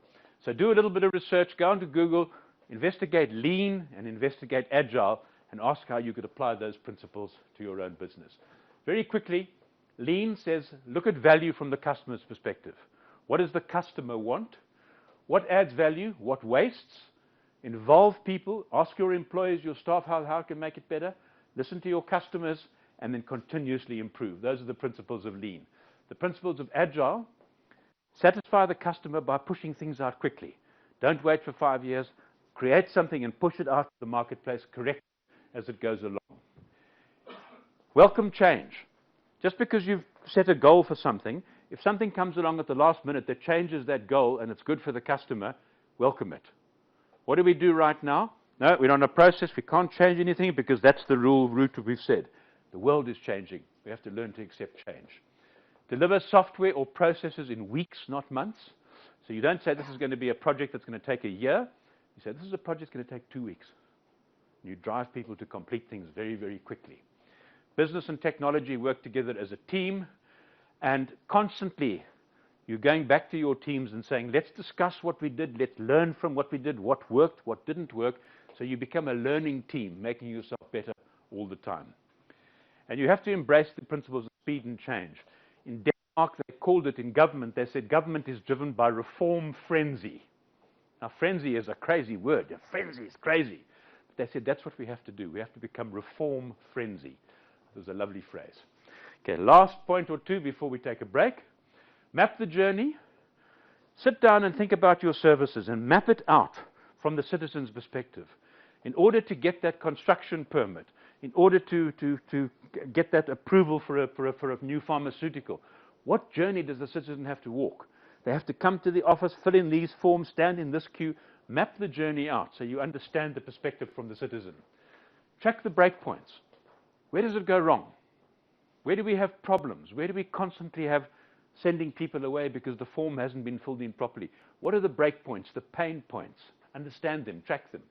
Identify which services are the most important. What are the things that really change the lives of our citizens?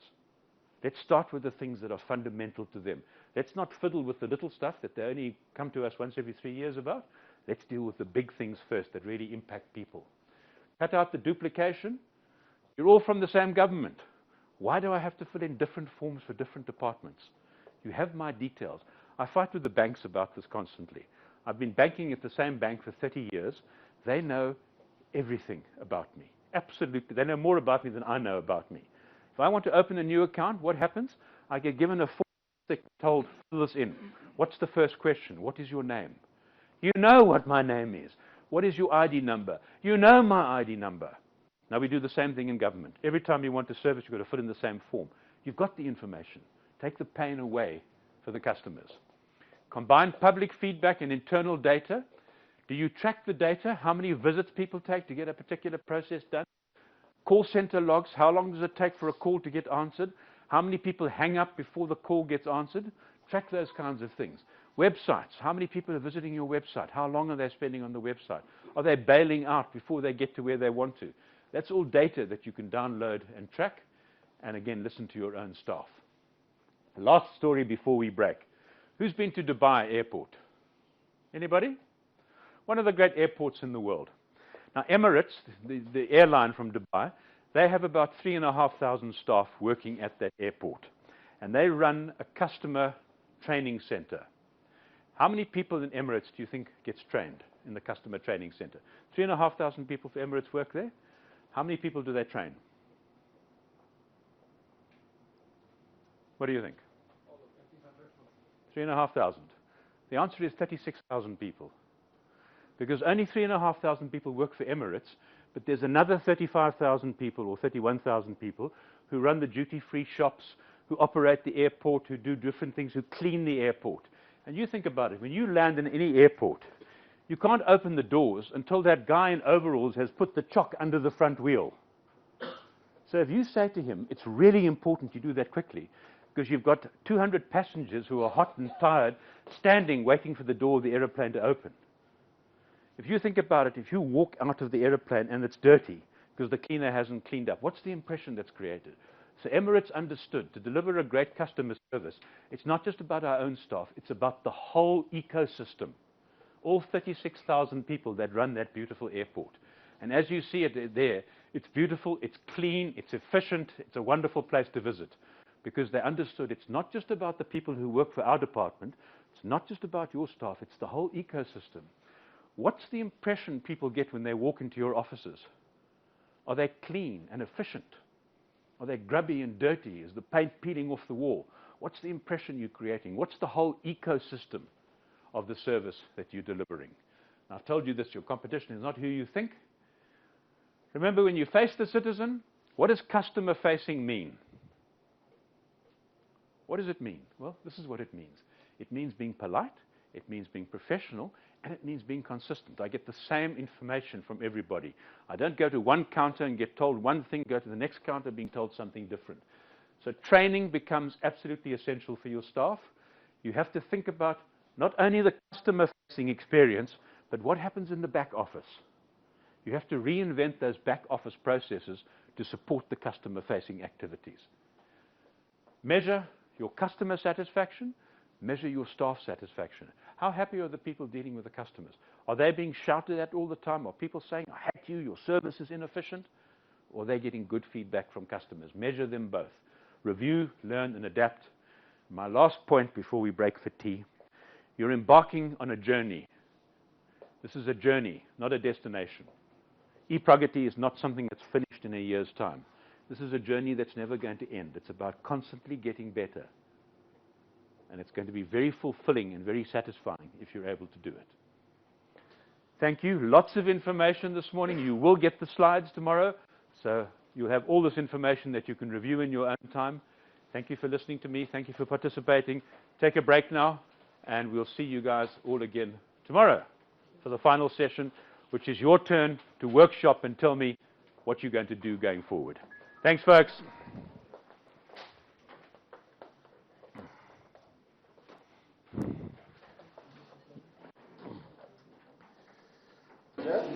Welcome back to session 2 of data analytics. So today's big topics, 2 big topics of the day for this session. One is problem formulation, and after that we start with analytics proper. I should mention that, okay, so basically based on my interactions with you yesterday, and there were quite a few questions that came across the batches. So let me spend a few slides quickly recapping, recollecting, putting together what we covered yesterday, briefly speaking. And this is a special focus on the group exercises that we had done. So big question, so if you basically see what we started with the government's objectives at a very broad level. Government's objectives we saw was something like this. Net societal welfare, and this is coming from economic theory. Right? So consumer surplus plus producer surplus. We also saw that this basically entails that we define who producers and consumers are in a government department context. What is implicit is that we also have to define what the product is, what the good is that the government department in concern is actually supporting, is working with. This in turn entails examining certain data types, forms and dichotomies, and we saw a little bit of that. So structured, unstructured, we saw the perceptual objective, we saw primary, secondary. The question arises, and this has come across in different batches, what if my government department's services really are intangible, they are not classical goods, so if there is no clear product, there are no clear producers, how do we then in some sense, so what now becomes the objective? So let me quickly walk you through one example, quick reiteration of exercise 1 in session 1. I covered a bit of this yesterday, just putting it together today for a concise, and this let's say relates to the police department, right? So what is the good or the product that the department works with? It is very essential to correctly define this quantity, because if we don't define it, we will not be able to measure it. If we can't measure it, We can't model, we can't in some sense do anything with it. Evaluate, well, where is it coming from, where is it going, how well is it going, and all of that. So one can say in this case, and this is one way to define it, you might define it differently. You define the quantity differently, everything that follows will be different now. Okay? So let's say this is an assurance of security, of order and rule of law. That is the good that is being produced, basically. That is that the department works with it. Step 2 then says, who are the producers of this good? Who produces the sense of security? Right? So one might say, sure, police personnel and all law-abiding citizens. Right? All law-abiding citizens. If these are the producers, so every law-abiding citizen is producing part of this good. Then what is the producer's surplus? What form will it take? How can we as a government department increase that surplus? How can we make it easier to be law-abiding? How can we make it, so that's basically the kind of questions that will arise once we define the good and hence the producer. Okay. Now, forms of surplus could be psychological. I mean, hey, there was a red traffic light, there was nobody around, I could have run the light, but I stayed because, it's the right thing to do. How can we make it easier to do the right thing to do? In some sense, psychological reward is there. There may be monetary rewards, for instance, in some sense, informing about certain wrongdoings that are happening and so on. There may be monetary rewards to do that. There may be reputational rewards. So, the tax department last year sent a colleague of mine commendation letter saying, thank you for paying your taxes on time and so on. So, in some sense, there are these things which might go. These are all increasing the surplus of the people who are producing that good, and they're ordinary people, they're just out there. So how can we, employee of the month, for instance, is another, so companies do that quite a bit. So it's in some sense trying to increase the surplus, make it easier, incentivizing particular behavior that produces the good. Step 3, who are the consumers of this? Folks, who are the consumers of this good? All the citizens? Not just citizens. What about foreigners? All the residents. And not just residents, individuals, they could also be businesses, they could also be organizations. All of them basically enjoy the fruits of that good that is being produced. Right? So then the question is, what is the form the surplus could take? It could be investments, if it's from businesses, wealth generation. In some cases, it could be lower insurance premiums. Not so much in India, though it's starting to come here, but in the US, 2 distinct neighborhoods will have different insurance premiums based on how safe the neighborhood is in terms of crime rates and so on. And it will come here because now it is in some sense easier to do that. It's easier to make these. So this might be possible. This is a huge deal, and a lot of this could be opportunity cost. My 90s, I did my engineering in Ranchi, which at that time was part of Bihar. It is a huge deal if that sense of security is not there.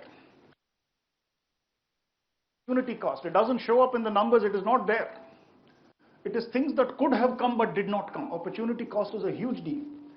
So wealth generation, investments in some sense, flow of people, flow of talent, flow of capital, all of that will just stop. So this should be counted as part of the societal welfare and surplus. If we don't count, if it is dropped from our calculations, then the question, we can do data and analytics, but the data are incomplete because they did not capture an important quantity that should have been captured. Right? And so on. Okay. Government actions that impact producer surplus, consumer surplus. Now that I have defined who they are and what form their surplus might take, what actions can impact is easier to map, because we now have something tangible to measure against. And this could be in the form of incentives for law-abiding citizens, disincentives, penalizing law-breaking behavior, all of that. Not just for individuals, also for organizations and so on. So all of that coming into the picture. Now we have a better map of where. The importance of all of this is this broad objective of what are we trying to maximize? I mean, what are we trying to do ultimately? Now, this is a very broad level. Net societal welfare maximization is a broad level of problem formulation where we break this big objective into small pieces and we try to maximize over small pieces. All of them are aligned with the broad objective. So let me in some sense, so in principle, once we have defined all the above, I can measure, I can model, I can maximize, I can optimize all of this. Better utilize my resources, that is the idea. In principle. In practice, it is never this easy. In practice, there are going to be, well, this is not there, that is not there, complexities are going to be there, there are going to be. In practice, we may have to, in some sense, take detours. We may have to use proxies for data that we do not already have. In practice, it is never very straightforward, but in principle, we at least have a clear idea of what it is that, in some sense, the objectives are, what the quantities are, what it is we are trying to do. Okay. This was 1.1, which was identify producer, consumer, what kind of surplus they have. 1.2, if you remember, the second exercise was about what kind of data would we need, structured, unstructured, perceptual, objective, and so on. So if you take the same example, how to measure the good or the product the department works with. Okay. Now previously it was what is the good. In 1.2 we are asking how to measure this good. Right? Now the good is basically a sense of security and law and order that people feel. How will we measure this? Because it is a feeling, it has to be perceptual. Right? It has to be mostly perceptual. It's, so periodic surveys are one way you could do that. That would be primary data. You could look at media chatter, you could look at social media chatter, all of that is possible, that would be secondary data. But all of this is possible, and we can create a composite score for what is the sense out there among people. And then we can create a running map over time, how are things going and so on. So all of that is possible. The second one, we already answered this. Now the question is how to measure their surplus. Right? And given that we have psychological, in which case it is perceptual, it could be monetary, in which case it is objective data, it could be reputational, in which case it is perceptual again. But once we identify what these surplus components are, we can find a way to measure them. Right? Okay. The same holds here as well. If these are the forms of surplus, and this becomes a little tricky because some of it is opportunity cost. Some of it is stuff that could have come but didn't. And so the baseline changes. We'll get into that, but right now most of this is objective data. How much investment came in, how much wealth generation happened, the perception of safety, how much is there, all of that. So enforcement of contracts, for instance, that would dispute resolution mechanisms, all of that would also come into a general sense of security and law and order in some sense. So all of that coming into the picture. Okay.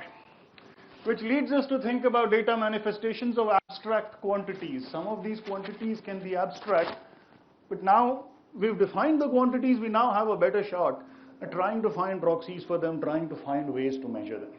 Right? That's basically the broad level idea. This is at a very general broad level, right, for the entire department to think. Normally what we would do is take a piece of it and maximize. That's basically, within our individual functions, we take a piece of it and maximize. That's where we are going into problem formulation today. Step 4, how to measure the impact of government actions. The reason I put a star out there, the answer to this question is going to take an entire slide, so just bear with me. Before I get to the answer to that question, let me quickly recap 3 points that we've seen in these 2 slides that we just saw. Okay. 1, definitions are critical. We have to define the good. What is the good? Who are the producers? What is the form of their surplus? Because if I don't do that, then it basically determines what gets counted, what gets considered versus what does not. Okay. What becomes valid, what does not. 2, definitions are critical, sure, measurements are critical too. Now that the definitions are there, this becomes slightly easier. And measurements are critical both for outcome variables, 1, net welfare, 2, sense of security, outcome variables, also for input variables. Well, deployment of patrols, deployment of resources, this is what we did, all of that is possible, right? All of them are input variables, and you can think of so many input variables that are possible here, right? 3, data collection is critical.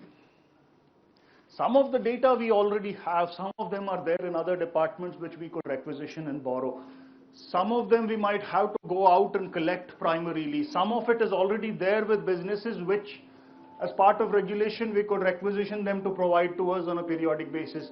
All of that is possible, data collection. Once we have a handle on these two, this next logical step to follow, right? Data collection followed by collation, processing, analysis. I should quickly mention these slides I have put in yesterday after my interactions with you. On LMS, the revised slide deck will be up, so you can access all of it there. So just want to mention that. Okay. Which now brings me here. How to measure the impact of government actions in producer or consumer surplus? If you go back to the horse example that we saw yesterday, right? The horse example basically, where, well, we had one clearly defined outcome variable.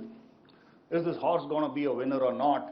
And we had a whole lot of input variables, some of which are going to be relevant, some of which are not, some of which will be important, some of which less important. We had this whole bunch of them. How did we solve that problem?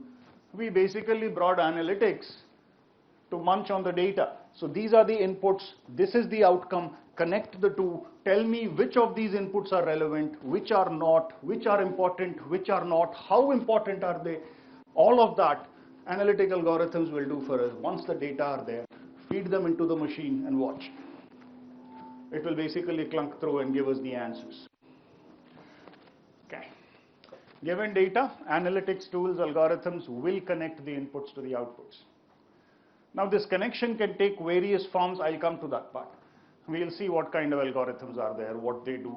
But basically this is the idea. You have inputs, you have outcomes, connect the two. I'll find a way to make the connection. The algorithm could be a neural net, the algorithm could be a support vector machine, a lot of goes on, but basically this is the idea. Input, output, find me the connection, get me the weights. How well is it predicting, and so on. Okay. Which brings me to problem formulation. So this was all about just continuing from where we had left off in session 1, and now we are heading to problem formulation. So just to continue the link that we had maintained, what we had discussed yesterday and right now in the recap is basically about this general problem of net societal welfare maximization. Normally in day-to-day duties, different departments, different functions within a department, one doesn't directly attack this big problem. There are small pieces of it that we do. The important thing is to remember that each of these small pieces must be aligned, must contribute to societal welfare. Really, then one has to question why that function is, doing the way things it is, doing things the way it is. It has to ultimately be aligned with the broad question, but the broad question is very broad, taken at a department. Okay, so that's the idea. Okay, so let me motivate problem formulation through an example. Yesterday it was the horse example, today it's a different example, and this one is from government. It's from a different country, very different problems than ours, but still it is instructive in the way they formulated the problem. Okay, you heard of Mongolia. It's between China and Russia. What might the Mongolian landscape look like? It's lush green, it's not like our costa. It's basically arid, it's grassland. It looks like this, right? And so you can see, mostly it is grassland. In India we have villages and each village might have 100 houses. Here, they don't have villages, this is a single family. The next family could be miles away. And the per capita is quite high, as you can see, so on at the family level itself, right? So, but this particular landscape and the spread out nature of population density presents particular problems for government services. So let's take the healthcare industry, the healthcare services provision, right? So for Mongolian healthcare services, what problems, what challenges might come up because of the Mongolian landscape and hence the population density that they have? Cost of reach. Right. In some sense, their problem was access to healthcare services, access to hospitals and so on. Their metrics were very low compared to the global standard. And they wanted to increase that. Okay. Now the traditional way to raise access to healthcare would be to build more hospitals, hire more medical staff. The problem with that, it's costly. So the question is, can we raise access to healthcare through a better, cheaper way without having to spend that much capital upfront? Is there another way to do it? That was the question, right? Okay. Now the DP stands for decision problem. Okay, I'll be using this terminology a little bit. Decision problem is, the decision I have to take. So it's basically, the traditional decision problem was, okay, to raise access, should we raise the supply of hospitals? Traditionally, that's what we would ask. Then the question is, where should we locate the hospitals for better access and all of that, right? Okay. Now, the Mongolian government hired a Japanese consultancy. This happened around the late 90s. They hired a Japanese consultancy who came out with a different decision problem. One that seemed so silly that we would dismiss it outright, but hold on, suppose we don't dismiss it outright. In this case, basically they said, okay, to solve this particular decision problem, yeah, and there are new issues that will come, this is what they did. Some standard steps and some unconventional ones. One, they went to the existing hospitals and said, give us a list of all hospital visits that happened, analyze the data. There are these major disease groups for which people require hospital access. Within that, there are these diseases for which maybe they don't need to come to the hospital. Maybe we can do something whereby demand for hospital access in these cases can be reduced, the most frequent ones. So they developed a do-it-yourself medicine kit. These were not first aid, they were more than first aid. And certain regulations in certain countries is going to prohibit this. In Mongolia it worked because the government said, okay, we'll try this. And so what they did was, after some self-diagnosis, they could do self-medication based on the DIY kit. Now these kits were placed in each individual home. So the way it works is like you have salesperson having a sales territory, there each medical staff, paramedical personnel would have a large territory and they would cover each house there. Now normally, the staff would cover the houses, each house once every 6 to 12 months.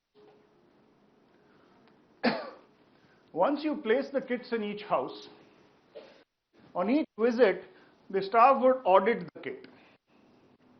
The family would pay only for the medicine it had consumed and not in some sense for the entire kit, which is why families were okay with placing the kit in the first place. Doesn't cost you anything. The government is putting up the money up front. So so you pay only for the medicine that you consume. Okay. Seemed a simple idea, it would work. Well, the reason is that the results were actually exceptional. Going all the way there was a big, hassle also for the families. So they basically said, can you include more of these? We also want this and we also want this included in the kit because, we don't want to make the journey that far. 45% decline in hospital demand in the most remote areas. 17% decline in the need for house calls by doctors, which frees up doctor time for doing other things and so on. More importantly, look at the business model. This is one way of looking at it, but look at the business model. Right? So medicine as post-paid rather than prepaid. Now it worked in that context, given that landscape and that population and their average literacy level and all of that, it worked then. But the idea is nice and interesting because it all started, there are a lot of these, it all started at the problem formulation stage. Where instead of a conventional decision problem, a conventional DP, they flipped it inside out and they came out with an unconventional one. They didn't throw it out immediately. They sat on it for a while and said, maybe this could work. In some sense, transforming this worked for them. It may not work in every case. The point, though, is that problem formulation is critical because based on the questions we ask, everything that follows will follow after that only. It's basically based on the question that we ask. Okay. So in some sense, this was a motivating example for the importance of framing, phrasing, formulating the question itself. Okay. Take a look at this one.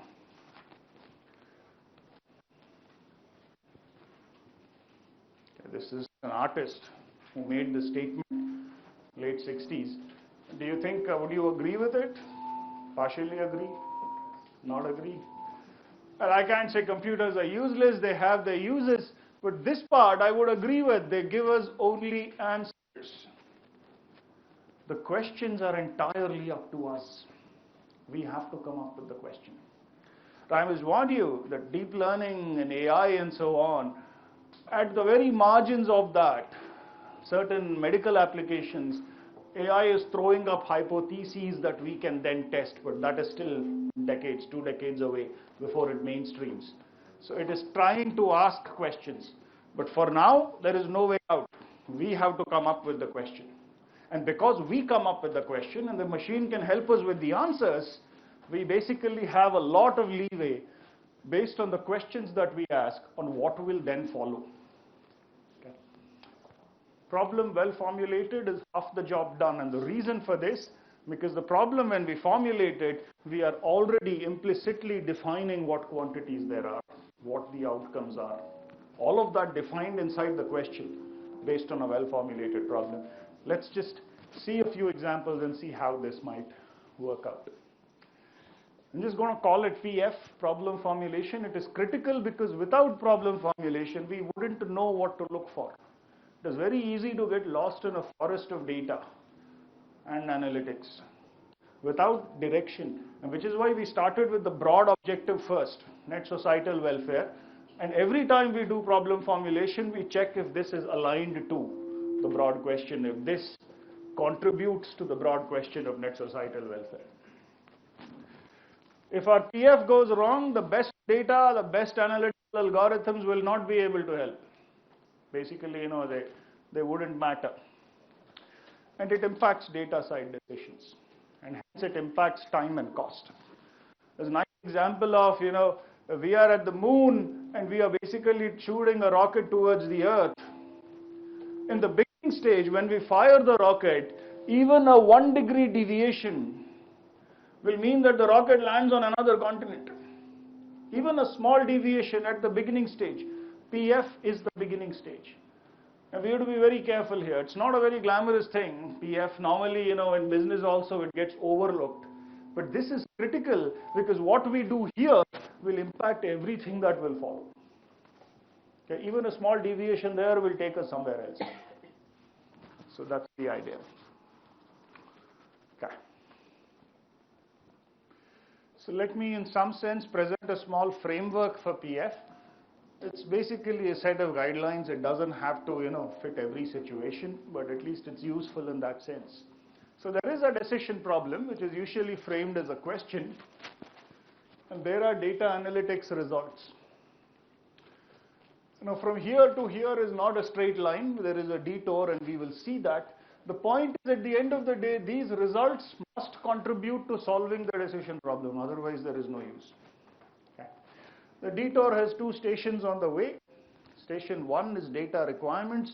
Station 2, analytics requirements. Now it looks like a sequential process, it is not. Normally, based on data requirements, we may change this. Based on this, we may go back and revise this.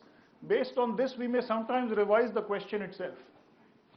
So it looks like a straight line, but it is not. End of the day, this should connect back, the cycle should close. The results should help solve the DP. If they don't, then well, it is not very useful as an exercise at all. So, what is the DP? Usually it is asked as a question. Okay. How can we raise supply? Can we raise supply? How can we reduce demand? How, why, can, and so on. Basically, these are the things we will use. It's phrased as a question for a reason, because that structure helps us think about what possibilities there may be and so on. 2, data requirements are the gaps which are needed to answer this question. Given this question, well, I have some data already, which is already there, but there is this extra data which we need to answer the question. So it will basically help identify what are the gaps in our data. Given these 2, these are also in some sense. This is easy. This part is, algorithms are a commodity now. It's not very hard to. I think the real competitive advantage is here. kind of data that are there. Algorithms you can basically get on open source all over the world now. And then data analytics results should ideally aid in solving, be completed. This should complete. This ultimately should help solve this, otherwise no point. Okay. So here is the framework again. Let me take you through a couple of quick examples. Okay. Decision problem, health department. How healthy are AP people on the average? It's a question, basically, typical question that you might ask. How healthy are AP people on the average? To answer this question, I'm looking only at data requirements. We'll come to analytics requirements later. What are the data requirements that I will need to answer this question? One, I need a set of metrics that represent health. Now this is easy. It's already well defined. There are national, international norms for it. So we already know what they are. Suppose we didn't know, then we would need that. What constitutes health? Right? One. Two, a reference group to compare to. Are we comparing to the national average, comparing to the global average, comparing to AP itself but a year back, a different period in time? What are we in some sense comparing it? We need a reference group. Three, a set of metrics, representative sample of AP citizenry. Now you could do a census that's usually expensive. A better way would be to use a sampling procedure. A properly designed sampling study, large enough sample, will give us a way to project sample results onto the population. We can actually do that pretty peacefully and get these results out. For the same metrics for the reference group through another sample. And then we have, so we have all the, these are the four sets of data I need to answer here with us. This will already be defined, in department regulations. This one, if it is not there, we go primary for this, and this one too, and so on. So we can basically see, are there gaps in the data or not? If there are no gaps in the data, we are good to go. The data are there, the question is there. Now it's just a question of putting the algorithm in. It will, basically crunch it up and give us the result. Here's another Home Department. Has violent crime and AP significantly reduced? What kind of data would we need to answer this question? Right? So basically, one, reference time period reduced compared to what? A year ago, 2 years ago, 5 years ago, reference time period.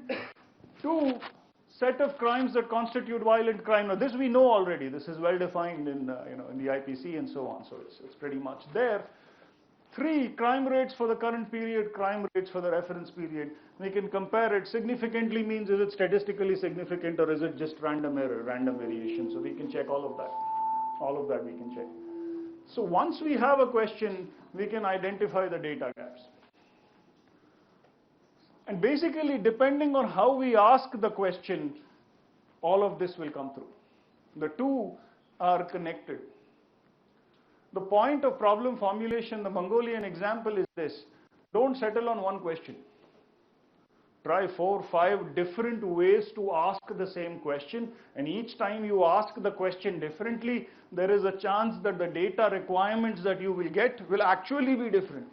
Which means there is a chance to, in some sense, get additional insight from a different variant of the same question. Questions are our specialty. Computers can't do that, not yet. Right? So we, in some sense, and this is the beginning stage, what we do here will affect everything else that will follow down the line. Okay. Well, based on what we've seen, are we ready for a small exercise?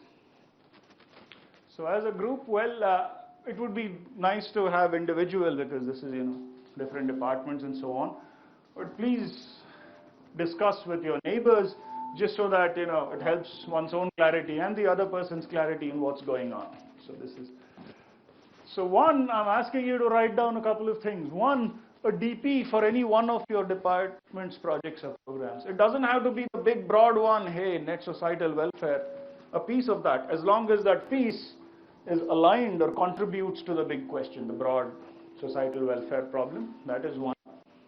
So write it as a DP, a decision problem, which means write it as a question. It should actually have a question mark at the end.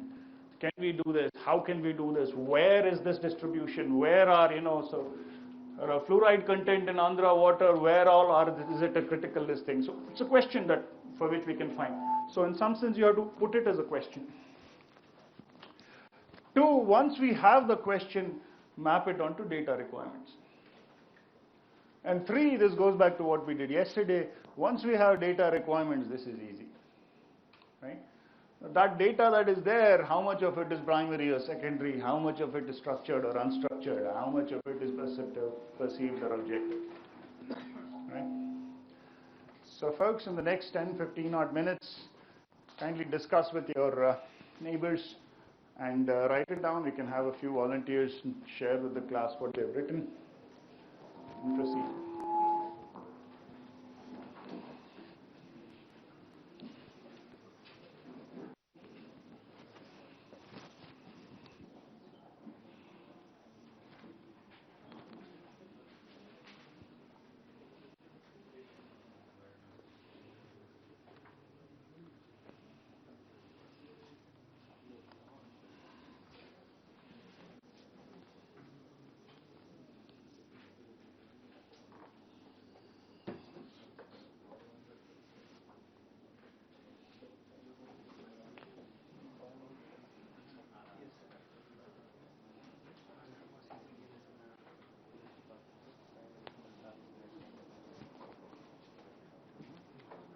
How's it going?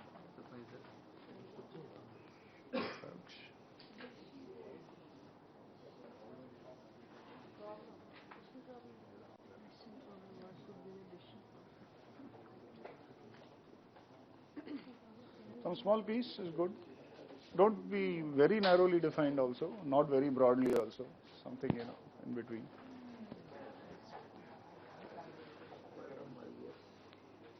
How's it going, folks?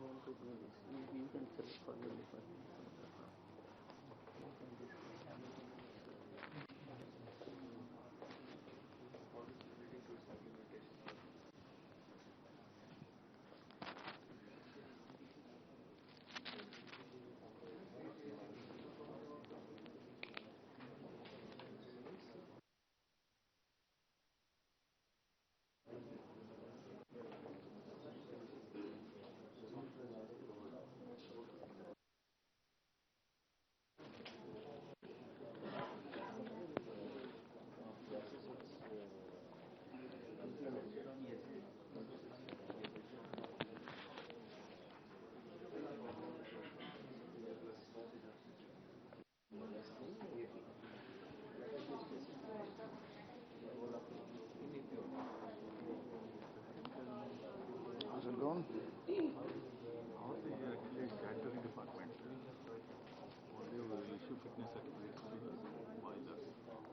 Right. So and when they need certification, they will apply.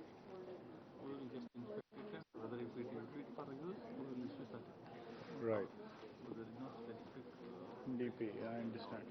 Fair enough. it's limited to only 60 to 70 people. Wow. And 60 to 70 industries. Industries. So if the industry is 1%, 60 to 70%, we will interact with them only. Yeah. So it's a small opportunity. You and then, is that fine?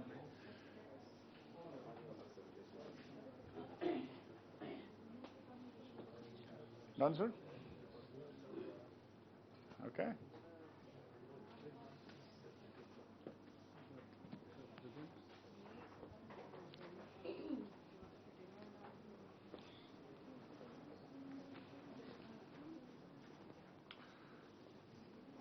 Varies. Right. And then And a reference group for them. Perfect. that is, we have now Government of India introduced star rating. So star rated mines. When we compare what the gaps are, perfect. Makes sense. And then Right. So this is a structured, nice, it's good this thing for. Folks, can Can we have a couple of volunteers who want to share what they've written, and then we can, yes please. So, I am from Department of Employment Training. We give training to the candidates in the industrial training institutions. So our problem is to get 100% admissions in all the institutions and 0% drop rate. 100% results, and after completion of training, 100% placement. Right. So your DP should be in the form of a question, because that makes it easier for. So you can formulate that as a question. How can we get to 100% placement? 100% admission, Perfect. 0% drop rate, 100% result, and then 100% placement. Very large DP, but okay, you can take a piece of that. Still, okay. So here the requirements are that is inputs. Data requirements. Students, that is trainees, and well infrastructural institutions and faculty.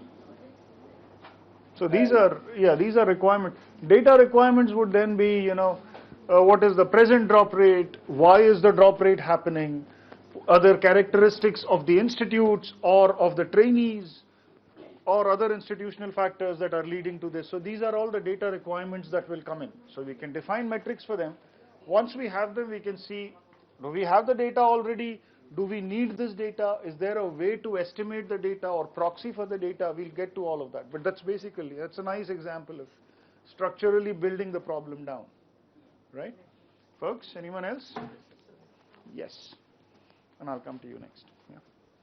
Sir, I am from the Department of Mines and Geology, sir. And recently also we have seen in the, many of the accidents in the quarries, like Guntur district. So, in order to estimate how safe are our mines or quarries, this is the decision problem. And the data requirements are one set of matrix that represents safety conditions in the mines or quarries. That is, if the mines are working with the bench formation and the bench height is as per the rock conditions, then we can say that it is safe working conditions. So do you have the data already? Does the department have the data? The psychometrics, are they there already? Yes. Okay, so they are there. We have in the mining plan all the data, Great. but that is not being implemented in the field. So there is a gap between implementation and the policy itself. Fair enough. Paper what is there. And then the reference is already mines are being rated star rating as per the Government of India directions. So for 4-star or 5-star mines, how the conditions are prevailed, with that we can compare with the other mines. True. Basically, yeah, so if this set policy is not being followed, then yeah, the reference will be the policy itself, and then the implementation, there is a gap in some sense, so that is coming through. Right, we'll go for one more and I'll come to you and then we'll proceed. Yeah. So I'm from Endowments Department. Endowments, okay. So we want to measure the satisfaction level of the devotee who visiting the temples. Okay. So the data requirements are unstructured, because we'll have a footfall. Okay. When the devotees comes, we'll capture these images and all. This is unstructured. And some structured data we are having online donations they will pay, and they will have their data. So the decision problem is how satisfied is on average are pilgrims in okay, and then the data requirements are basically in some sense, so it's perceived. So you'll have to do a survey. What is in some sense current survey? You can also look at so hospitality conditions, all of that can be seen in some sense. So yes, it becomes, so once we define the question that way, then the answers in some sense for data requirements automatically are suggested. So that is the whole point of this exercise. One last one and then I'll proceed. You had volunteered? Sir. I am from Fire Service Department, sir. How to reduce fire accidents in the growing urbanization? So this is the basic challenge, sir. So for this, I need to have that time frame related to how to reduce them. So what is their current level? We will need to know which are the ones which are in some sense. So data requirements would be which are the high risk buildings, what in some sense. So one can build a set of data requirements for a given decision problem. So that is basically the idea. All right. So perfect. I will, in the interest of time, proceed. Right. So I'll be available for any questions that you may have right after. Yes. Welfare department, Uh-huh. differently abled and senior citizens welfare. Right. We have anybody crosses 60 years means they will come to senior citizens. Mm-hmm. We have only 3 homes in government side. Mm-hmm. 3 lakh people are senior citizens, and we have only 3 homes, government homes. Oh. In non-government side there are so many homes, but they are not running properly. Government is doing searching for government homes only on PPP model. Mm-hmm. Mm-hmm. Yesterday So the DP is how many old age homes we have to establish? are required for the current demand. Okay. Wow. Okay. Not on PPP model. I see.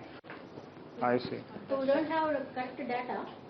We are depending upon revenue people and ASHA workers, and also in police department side. We are collecting the data. Right. But requirement is there because more than right. And so to estimate the requirement, we need the data. We need what gaps are there in the data. Can I fill that gap through a proxy variable? All of that becomes possible.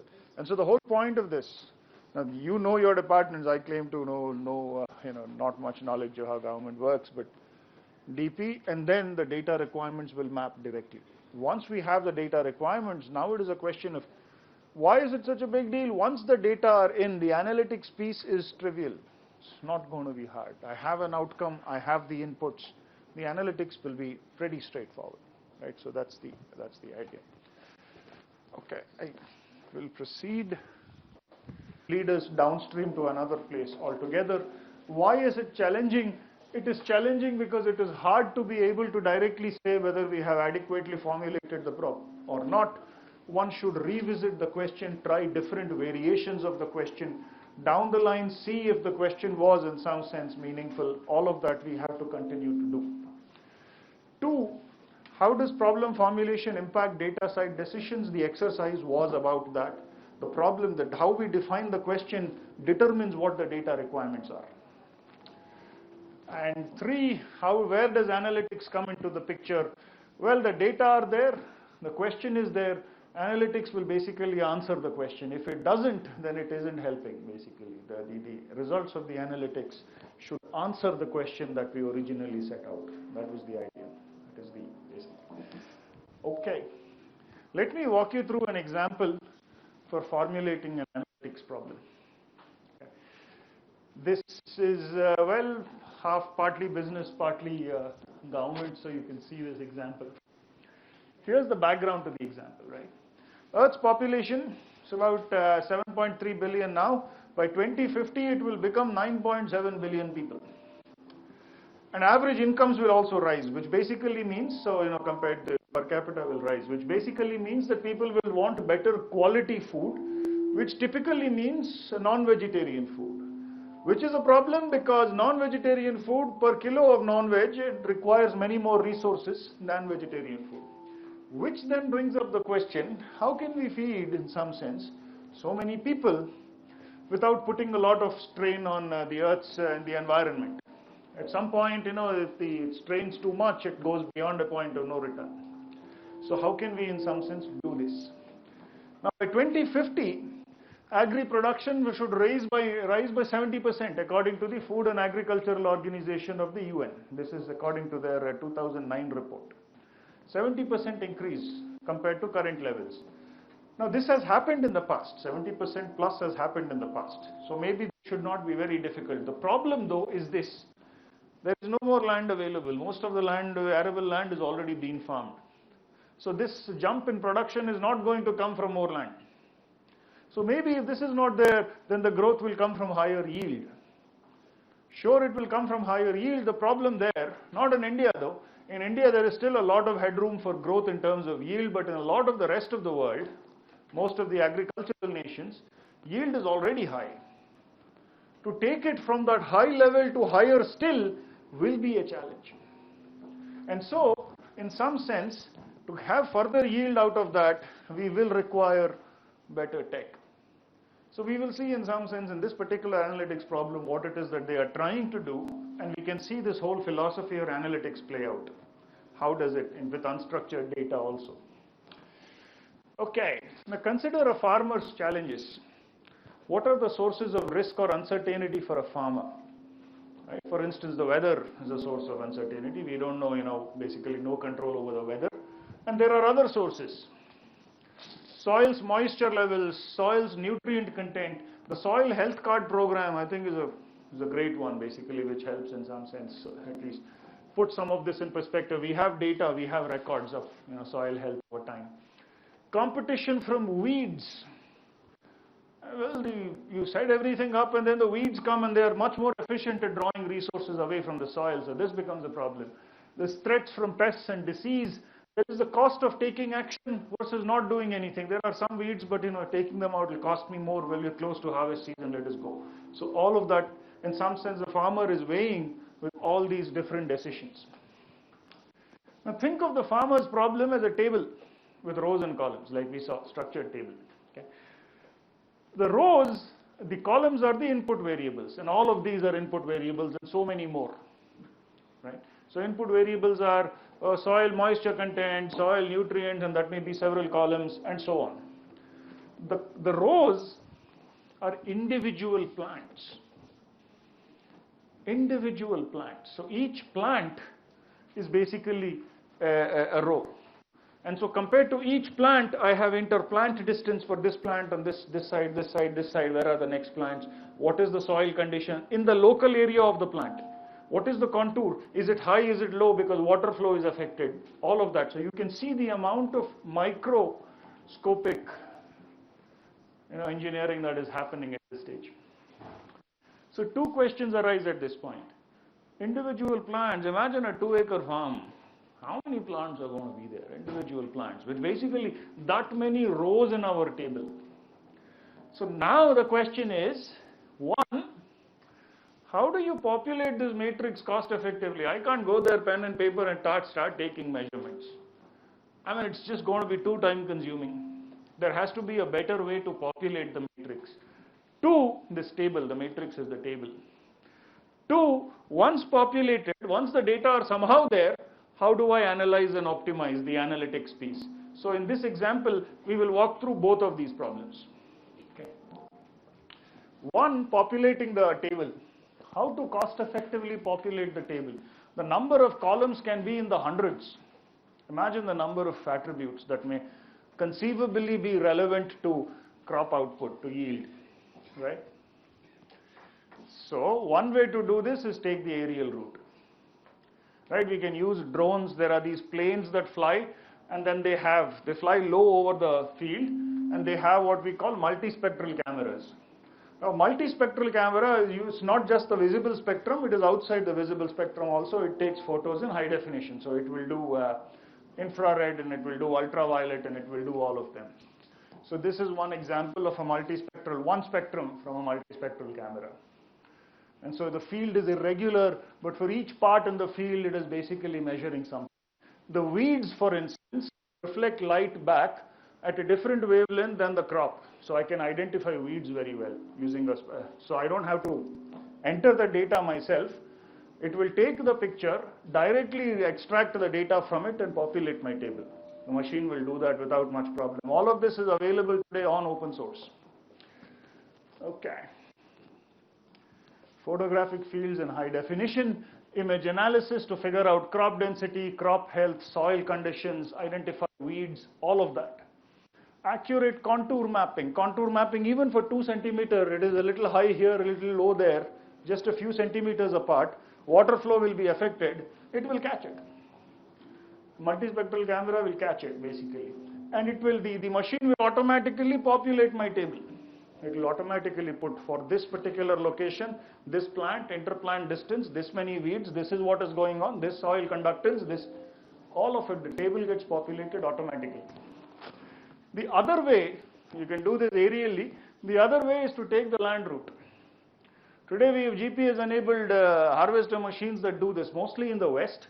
But here's the deal, in Bangalore, there are 3 farm analytics companies that can do this, that can fit this kind of equipment on our regular tractors. Sorry, this is, I don't know why, but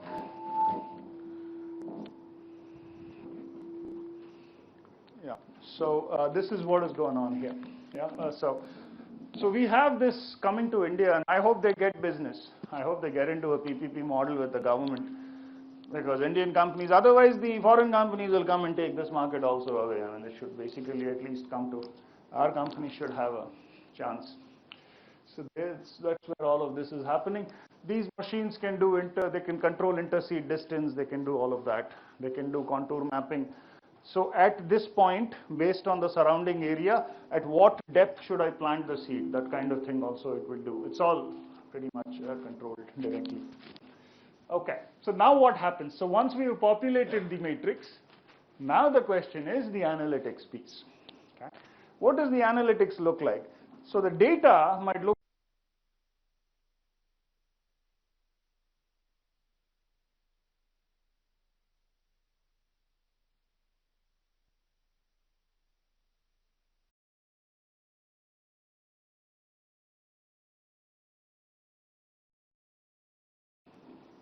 this is soil conductivity.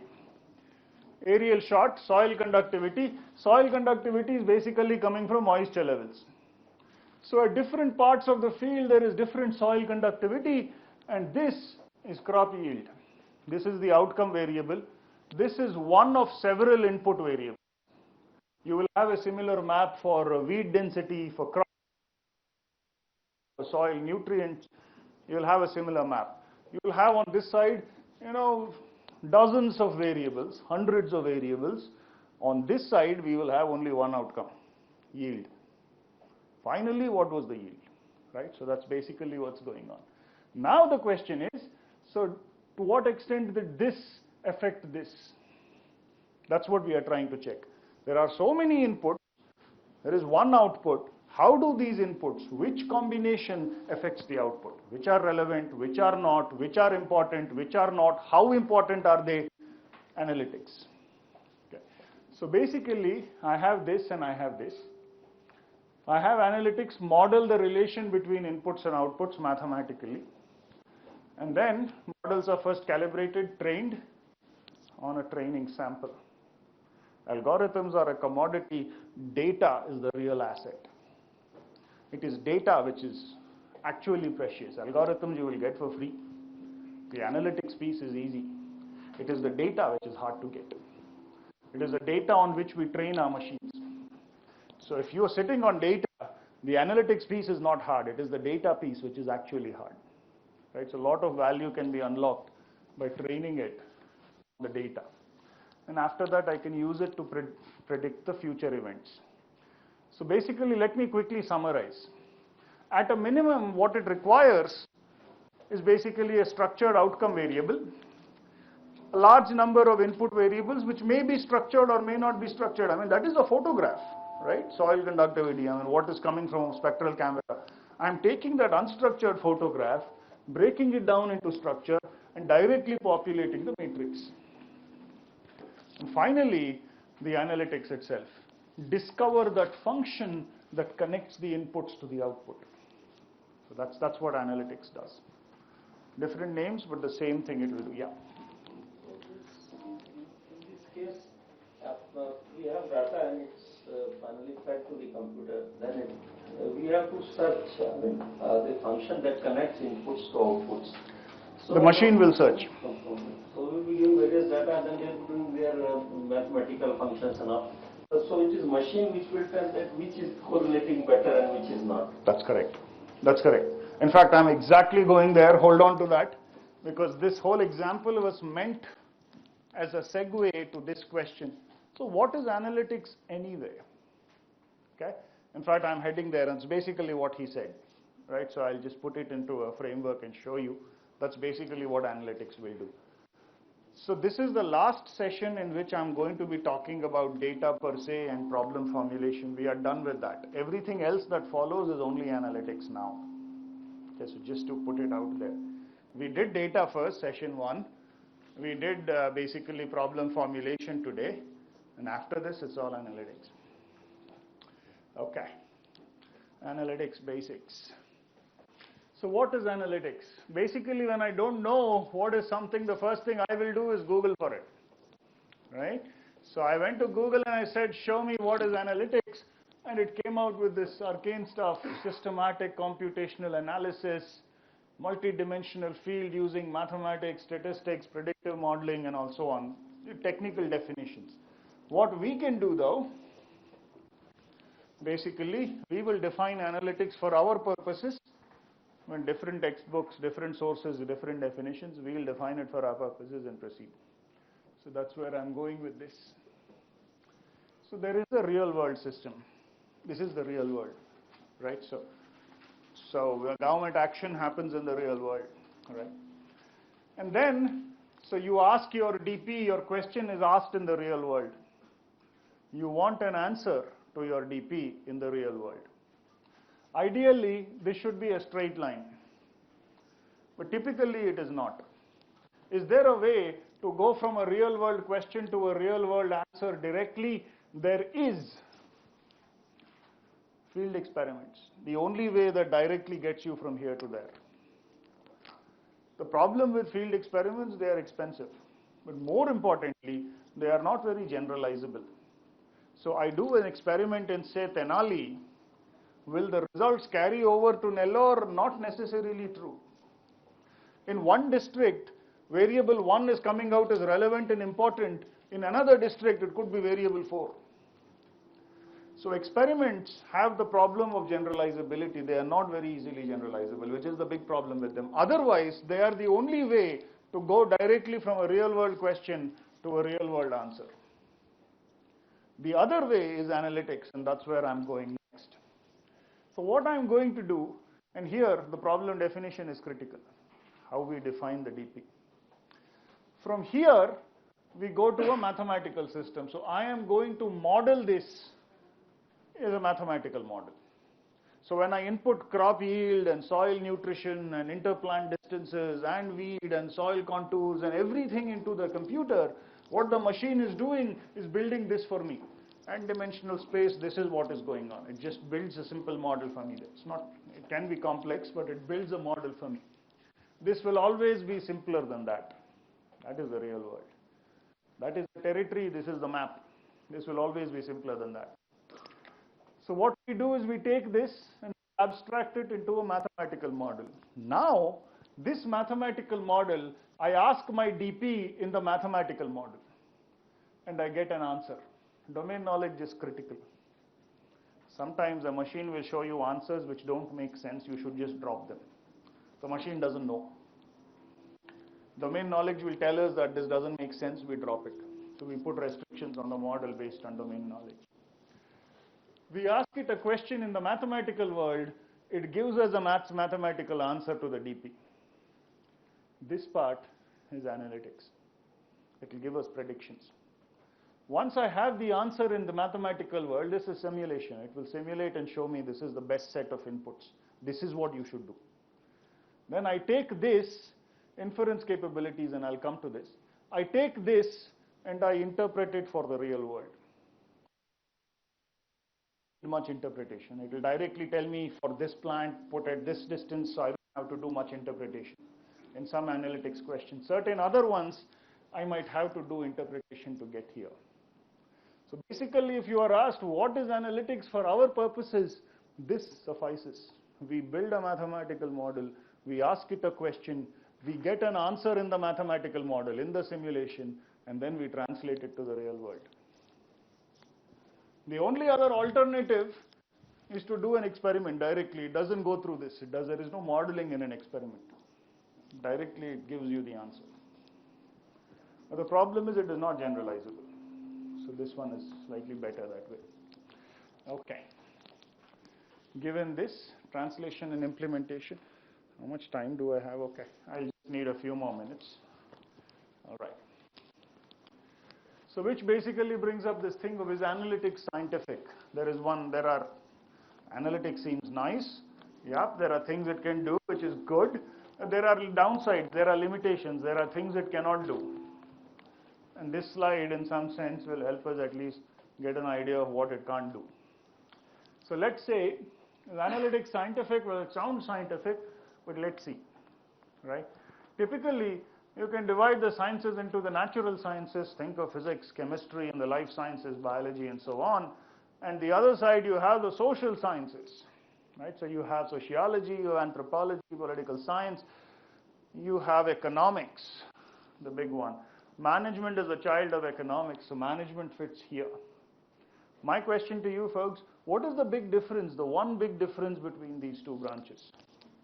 What separates one from the other? What makes something a natural science and something a social science? Right? The answer is here, social. So in some here, the unit of analysis is inanimate matter. There is no free will associated with it. In physics, in chemistry, its unit of analysis is matter. If it is matter, it means that basically the same stimulus given to the same unit of analysis under similar conditions will always give me the same result, which means my experiments are perfectly replicatable, which means what I get are laws of nature. Natural sciences alone produce laws of nature. Here we are not so lucky. Here the unit of analysis is the human being or groups of human beings, aggregations of human beings. And we as humans are endowed with free will. That means that the same stimulus given to the same individual under the same conditions may not produce the same response, which basically means that my experiments now will not be perfectly replicatable, which basically means that the best I can do are weak theories of social organization. That's it, I can never do better than that. I will never get laws of nature. Now, I am in management, which is part of economics, which is part of social science, so I fall here. And economics wants to be like that. We can never be like that. By nature, we cannot be like that. We're not just suited for it. All right. So what does this basically tell me? There is only so much precision we can expect in our measurements. Someone is promising 100% predictability and all, be skeptical, not possible. Not in social sciences. We cannot get that kind of precision. We can't have it. Algorithms can do, with 74% accuracy, I can push it to 75% maybe, but to get it to go to 100%, not happening. Cannot go. There is a limit, hard limit on that. It cannot go that far. But 74, 75 is better than a random coin toss. So in some sense, this is good. Right, so okay. So some analytics tools that you can expect to see going further. With structured data, we will see classification and regression tools. These are basic, these are not machine learning, but basic classical tools. We will see segmentation and targeting, which comes from the marketing area, but this is very useful, in a government, in a public service context. It allows you to basically segment the population. The beneficiaries can be segmented and targeted specifically for public services and so on. We're going to see decision trees tomorrow, and basic machine learning tools we will start with. With unstructured data, this is all with structured data. With unstructured data, we will see text analytics, we will see geo-mapping applications, all of this on open source. All of this is basically available on free platforms. What I will show you, I will have done on my computer with open source data, open source tools. Image processing, satellite imagery, for instance, and this is already being used in many departments. So, this may be familiar with some of you. And then at the end of it all, towards the last session, we'll be looking at advanced tools. I won't claim great knowledge here. Some of it is seeping into open source. Whatever comes into open source, I tend to learn and pick up. But most of this is currently happening in corporate labs. So deep learning, AI, which is artificial intelligence, blockchains. The AP government has actually said that they want to implement blockchains, which is a phenomenally forward-looking thing. Blockchains can be very disruptive. If it comes in, it's a huge thing. So we will just see them at a conceptual level. I'm not going to be able to show any practical applications of those things. I haven't done them myself, so at least. Right, so that's where it is. So which brings me just a couple of minutes more. I have 5 more minutes, so let me use the time and walk through. This was supposed to be covered yesterday. I put it off till today. I'll quickly walk through. There are a few slides here. And it's mostly It's mostly, straightforward. This is also based on the data piece. So psychometrics is this intersection of psychology and statistics. This comes from here, metrics come from statistics. So let's basically see what's going on. All perceptual data and certain objective data can be in some sense collected along 4 primary scales. So we will see these 4 scales. You might have seen them before. Nominal, ordinal, interval, and ratio scales. Those are the 4 basic scales. Nominal, the word nome in Latin means name, and nominal means of a name. It's basically just a label. It doesn't carry any further information. So I have A and B. I don't know what A and B are. They're just names as far as we're concerned, right? So the name doesn't yield any further information about the unit of analysis. This is not a good example, Coke and Pepsi. In a blind test, people prefer Pepsi. So the name is not written, and you give them 1 sip of Coke, 1 sip of Pepsi, they prefer Pepsi. But if the name is written, normally it flips. So they start to prefer Coke if they know what it is. So we know that the name is informative, so it's not a good example. Ordinal. Ordinal means ordered. So this data have some ordering to them. So, it's basically, for instance, I prefer A to B. So preference has direction. This has A and B. This contains nominal data. In addition to that, it contains direction data. Okay. A is greater than B, has direction data. It's ordinal. Then we have interval data. Interval data contains nominal and ordinal information. In addition, it contains magnitude information. I rate A a 7 out of 10 and B a 4 out of 10. Okay. So if you basically see here I only have direction. I know I prefer A to B. Interval is telling me not just that I prefer A to B, it is telling me by how much I prefer A to B, magnitude. 7 out of 10, 4 out of 10, I prefer A to B by 3 out of 10 points, 30%. And finally, ratio.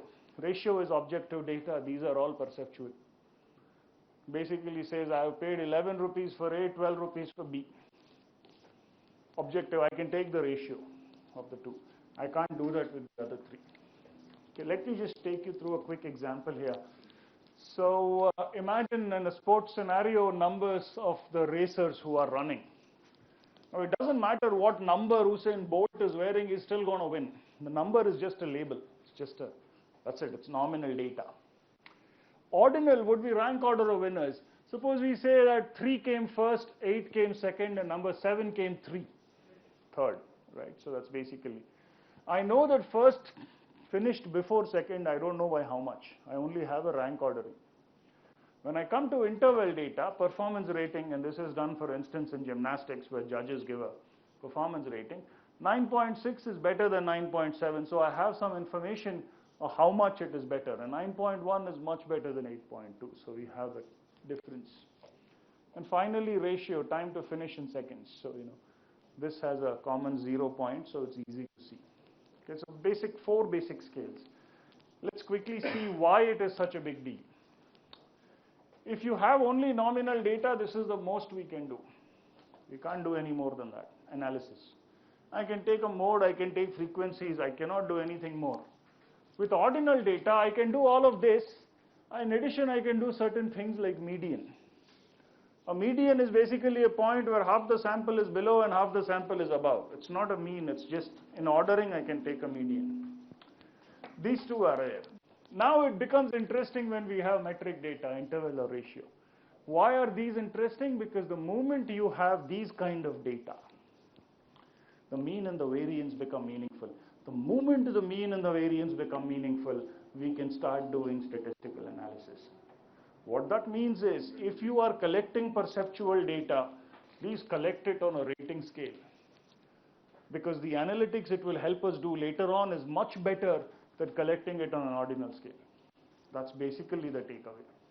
As far as possible, we should collect data, perceptual data on an interval scale. Let's see a few quick examples. What is the most informative construct which is possible? We know that ordinal contains nominal data, right? So between these 4 of them, which is the most informative? For instance, which is the most informative measure scale for general intelligence? So the IQ test is basically an interval scale. Okay, so we know that interval we can do. We can do ordinal for sure, but interval is the best I can do here. Brand image. What kind of scale can I use? Does Coke have a better brand image than Pepsi? I can do ordinal. Can I do better than ordinal? How? We can ask on a rating scale.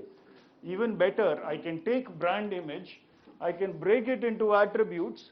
Each attribute I can measure on a 10 scale, and then I can summarize the whole thing. A composite interval score is possible even for things like brand image, consumer attitudes. These are intangible things.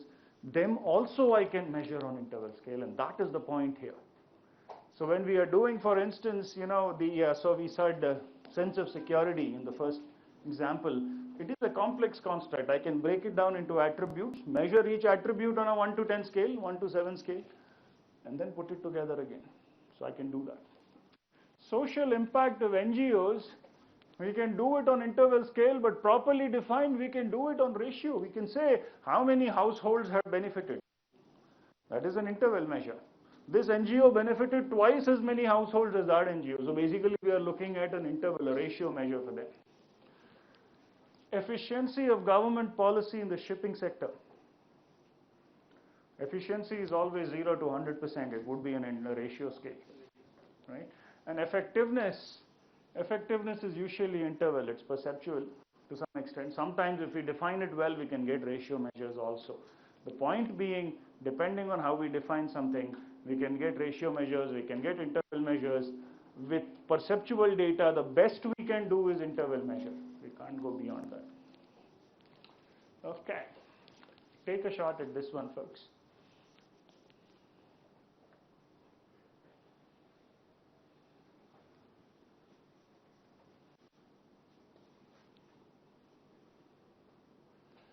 Favorability of the Airtel brand on a 1 to 5 scale.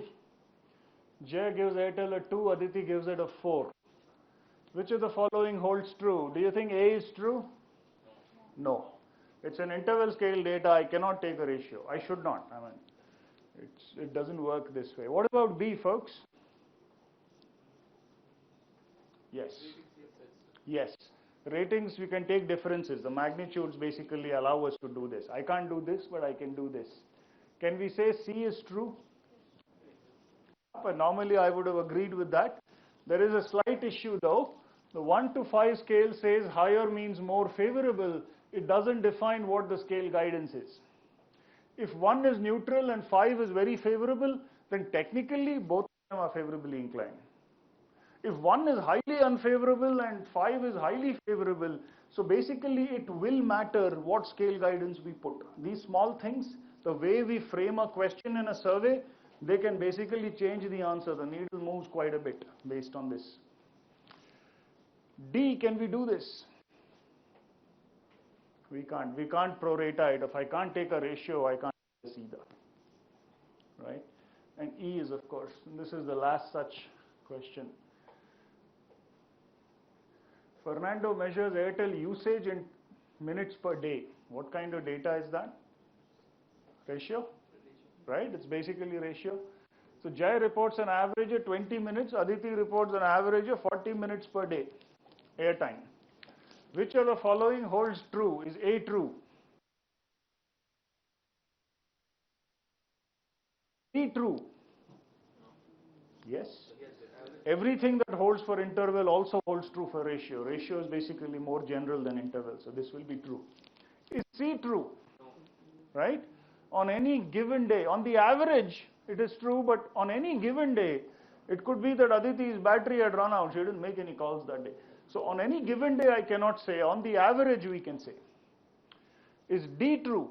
Yes. We can't say this. And the point is, I mean, it depends on the billing plan and so on. The point is, even with ratio data, there are things we cannot say. Okay, and so on. The last one is this one. You remember this APSRTC question, folks? Let's quickly just walk through this and tell me which type of data it is. Date. What kind of data are it? It's ordinal, right? There is an order to date. So there is a ordering implied in there.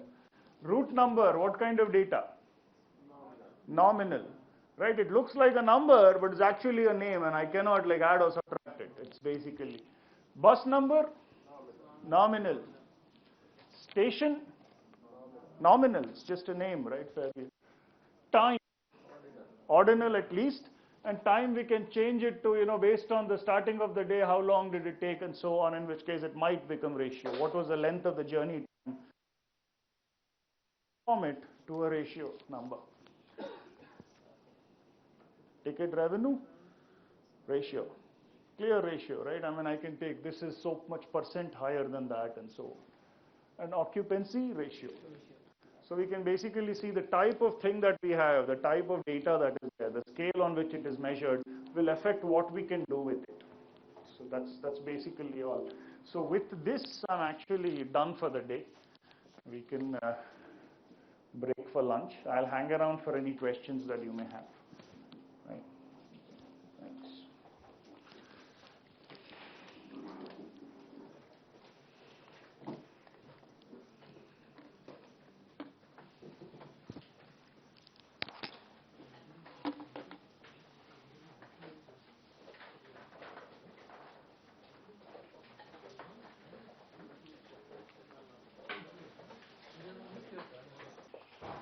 We're going to finish where we left off yesterday. Do you remember yesterday's discussion? We talked about transformational outsourcing, right? We said, how do you partner with third parties for projects that have a significant impact on your core competence, that have a significant impact on your core operations? The general wisdom is that you don't outsource this, but then you temper this with an assessment of whether this project is a complex project, whether this project involves coordination with multiple agencies,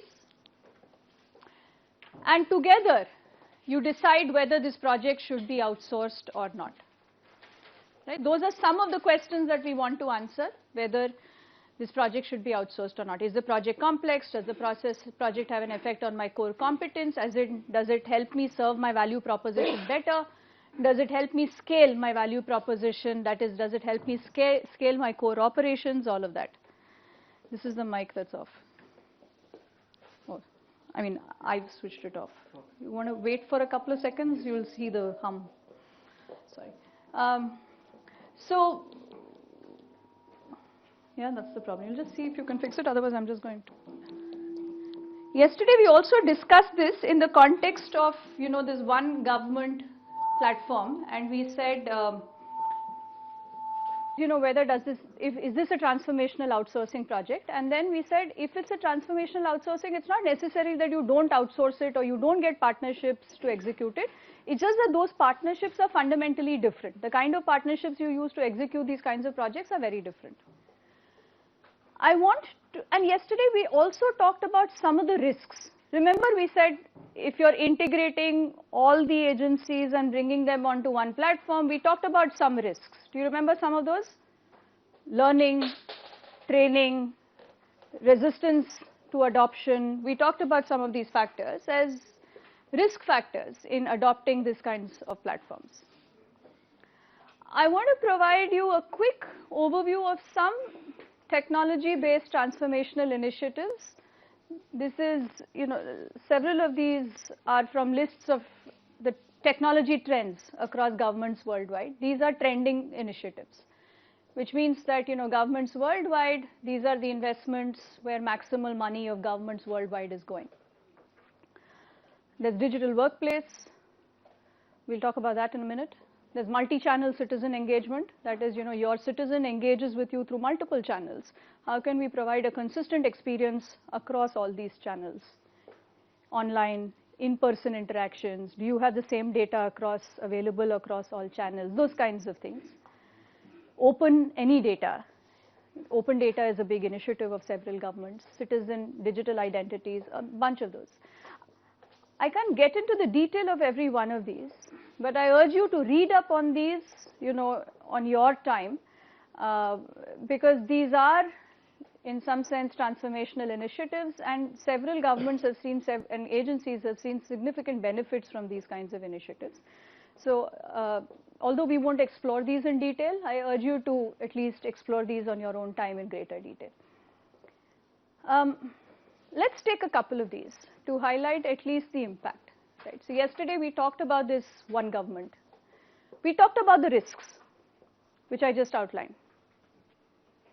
Today I want to talk about the benefits. If we stopped at risks, then we don't outsource. Right? We'll say this is an incredibly risky initiative, you're not going to outsource it. That's at least the wisdom that we would arrive at. But let's extend that discussion of risk to a discussion of what are the impacts of such an initiative. Those are some things that are written on the slide. One government, I'm bringing all agencies onto one common data platform. One organization owns that data. Therefore, I don't have multiple versions of the same data sitting in multiple organizations. I have all of this data existing in one form with one representation with one organization. So if you want that data, you know precisely where to get that data. You also don't have to coordinate with multiple organizations to get this data. You're also assured of the quality of the data. If the same data exists with multiple agencies, you don't know which is the most reliable version of that data. You don't know which is the most accurate version of that data. But here one organization owns that data, one organization maintains the accuracy and reliability of that data. One organization owns the data and one organization therefore also provides the vision for that data. So you may have a certain vision in your department for that data. You can go to this organization, this technology organization, and work with them to implement that vision. You don't have to figure out who are the providers who will do this for you. That organization will do it for you.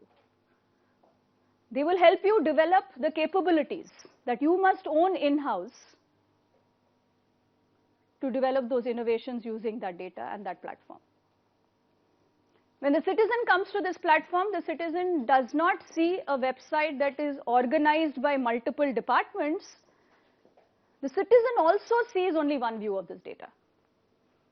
They don't have to go to the Office of Statistics to get the same data, then go to the Department of Finance to get another snapshot of the data. They don't have to do that. The entire data set is there. Depending on the view and the data they require, they see what data they want to see. Citizens you can now truly become an open data site because there's one version of the data. You can drive innovation using that data. All technological capabilities that are required will then rest with this organization. And this organization will have a view on what capabilities must be developed across departments, because now they know what is the multiple visions of this data and therefore what are the unique capabilities that each department must develop in order to innovate with that data. And therefore you have a one-stop shop, and therefore you have all of those benefits that we're talking about. Making better informed decisions when you need to buy technology. What are the interdependencies across departments is now clear.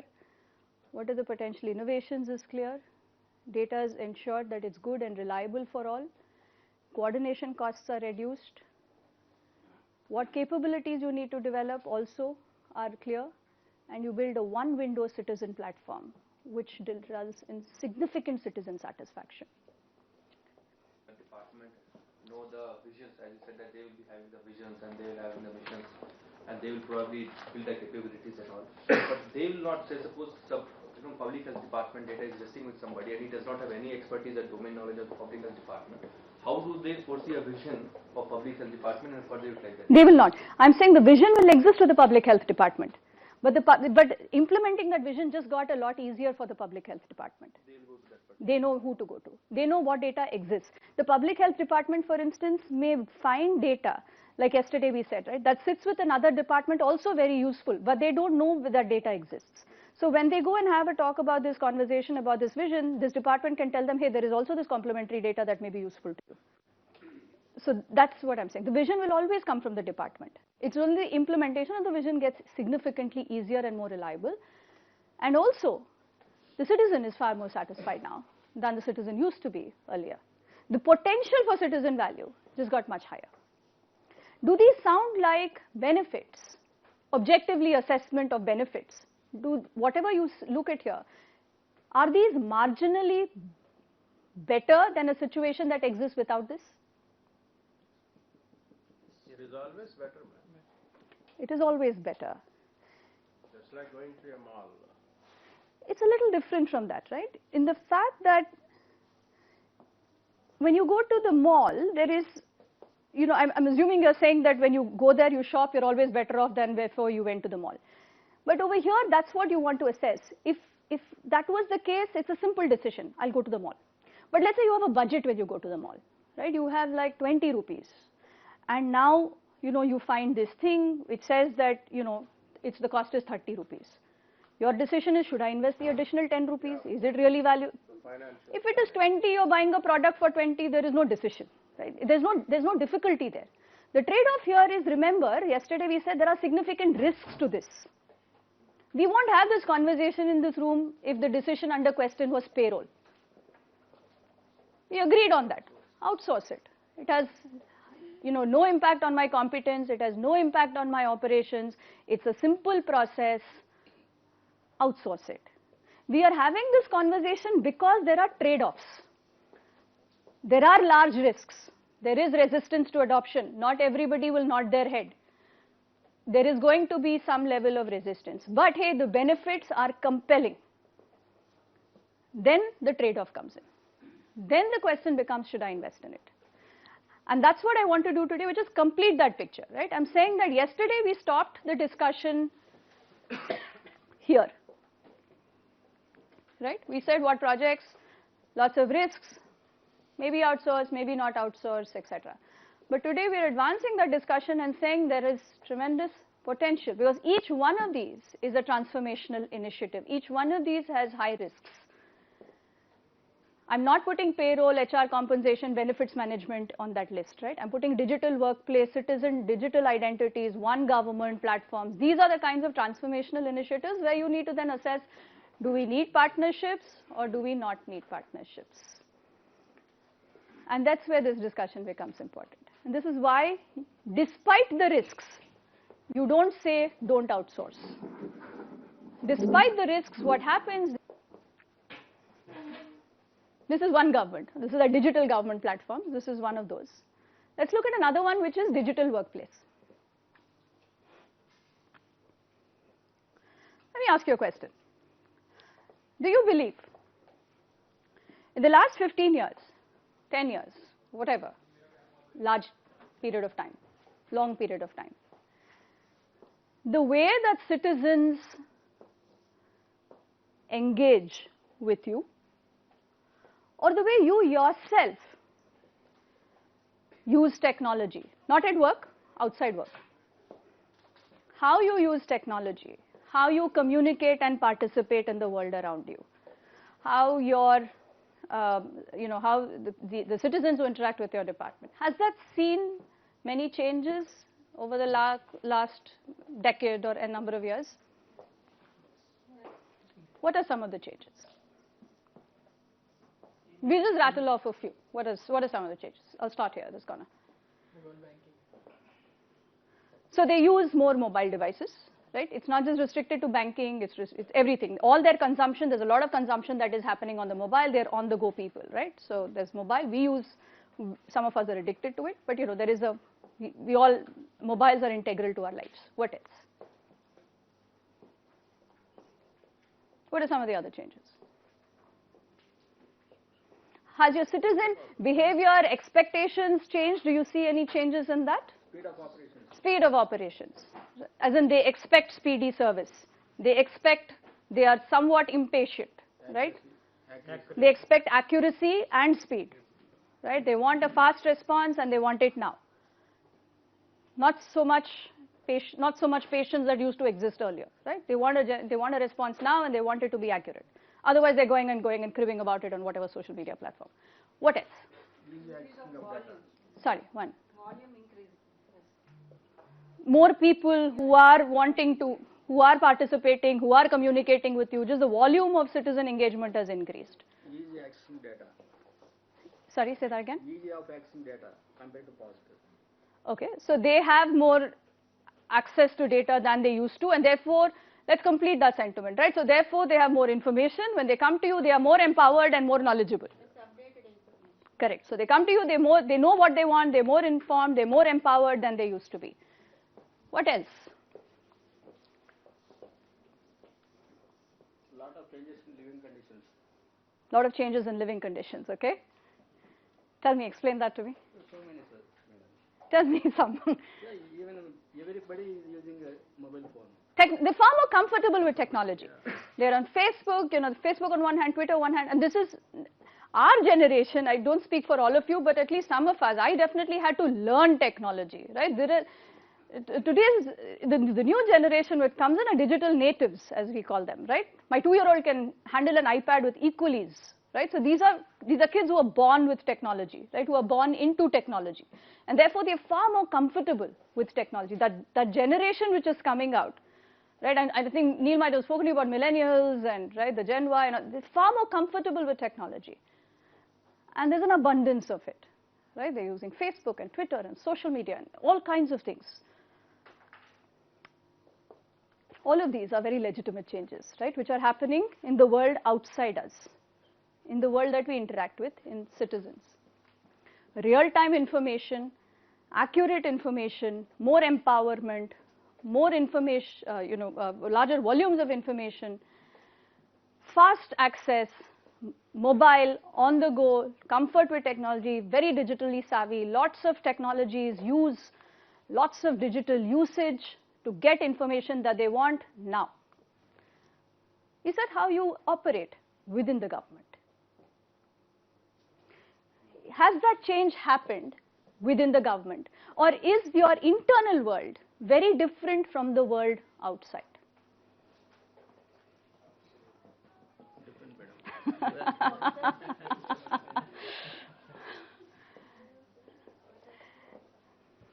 There is a big disconnect between this world and this world. We have paper trails. If we have paper, I'm not saying this, you are. Mine is a genuine question. I'm not asking a rhetorical question, okay? I'm asking you a genuine question. I want to know how it is. Not 100%, but there is, up to some extent, every government department has gone to some extent. Okay. Okay, you were making a point? No, I just want to add to the expectation, the demand. They are very, very demanding, one, and two, the quality of services. What it was earlier and what it is now. The demand is very, very, heightened, and the kind of services what they get also, they are very conscious about that. Because they have more information today. Right? They have more information and they have more diverse information. Earlier, if I wanted to know how it's done in the UK, I have to read a book about it, I have to go to the library. Today, I switch a website. I say UK government governance, I have all the information. And therefore, I read it, I'm like, this is how it happens. Dang, it doesn't happen here. So, then I get more, I get more dissatisfied with that experience. You can't hide nowadays. You can't hide, correct. Correct. But at the same time, see, what happens, the whole concept of a digital workplace, and it's not that your lives are very different either in your private spaces. Sorry? RTI we have. Yeah, don't get me started on RTI. Correct. And I don't know how much information gets out, right? So for instance, I request it, if I don't get it, I'm more dissatisfied, I'm more frustrated. I don't know whether it, the intent is of course there, but we don't know where it leads, right? There's a lot of research on this as well. But I want to also take it back to your private spaces, right? I'm sure many of you have Facebook accounts. Yes. Perhaps you all tweet. Perhaps you all engage in social media. Perhaps you'll seek information real time. Perhaps you'll get it real time. The idea of a digital workspace is to dissolve the boundaries between your private, how you are and how you operate in your private space and how you operate in your workspace. The idea is if you are comfortable with Facebook, you are comfortable with getting that kind of information, consuming that kind of information, let's create that, let's get the same set of tools into the workplace and drive communication through those tools. So that the way you operate is transformed to reflect the changing conditions of the world outside you. Right, to transform your workplace. This is a huge investment. Like I said, this is in fact the #1 investment of governments worldwide. Right, to transform, because then you need to also transform thinking. This is obviously not the easiest thing to do. But when you do it, here's one example, right? I don't know if you all can read this. I apologize for the font and the size of it. But what this is telling you is that, and this is set in the context of oil and gas firm in the public sector. There is, a drilling surveyor needs access to site information so that he can validate the elements and then he or she can pass it on to engineers. Traditional outcome, the surveyor will ask the colleague to provide this information. There will be some days lapse. That information will then come. Then it has to be sent geographically dispersed employees. Each of their locations, you need some validated information. They'll ask a question there. Whoever is interested in responding will respond. They share documents. They have a Google Drive, which is shared across them. All assignments there. People can edit it together, all of that. It's how they work. They're digital natives. That's how comfortable they are, and that's how they work.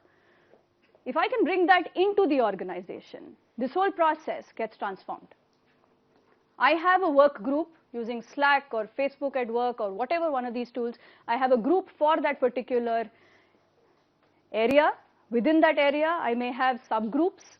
Each subgroup has all the documents related to it available. If a new person comes, they don't have to be inducted. They just read the stream of conversations. They are automatically inducted in real time. Information is got in real time. They have access. There's a document repository which has all of these things, which is what you're seeing over here. I can make changes directly to the document. I'm co-authoring it with somebody else in my team at the same time, send it out. Everybody has access to information at the same time. Digital workplace in oil and gas companies saving to the order of 40% to 50% of time required to initiate these kinds of projects. Transformational. Right? There is huge potential for transformation. This particular document has some strategic importance.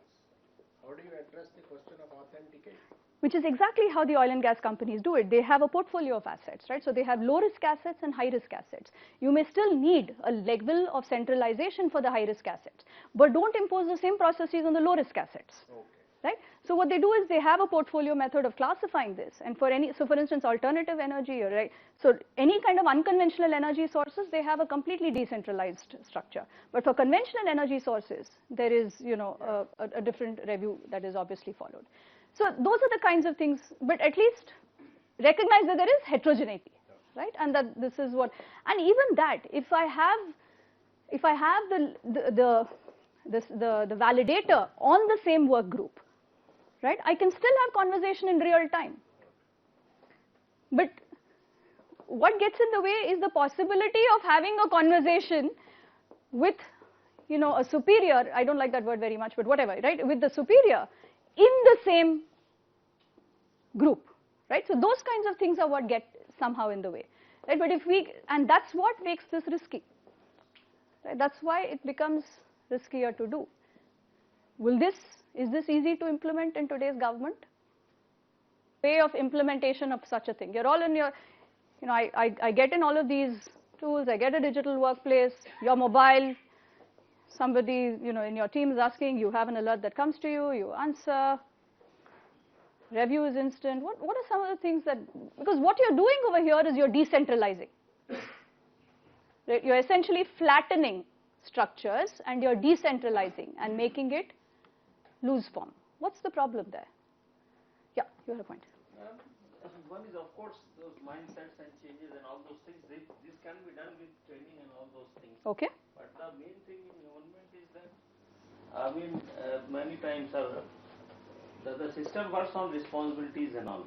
So the rules and the acts and all are still not yet shaped. So everything is digital. So, but then if somebody approves online and all, but later some scandal happens, I mean, it's a fear of some 10 crores, 20 crores, then responsibility in government, it's not that it's a failed project, so you are excused. Many systems has to be made for that, but it does not preclude from not doing this. It's a good point, and I think, but I'll tell you, just reflect on this, right? If I have an online approval, one part of why we see an online approval is less credible than an offline approval is because we consume largely, or we have grown up largely in an offline approval world. You know, that's why I'm saying also you see an online approval as less credible. It's not that a digital trail is anyway, otherwise Aadhaar is like, you know, over before it started, right? Otherwise a digital trail is no way less credible than a non-digital trail. When Digital Act has to come, it's still fully approved by the Parliament. But then if we keep on discussing, and then a day will come that will be approved. A day will come.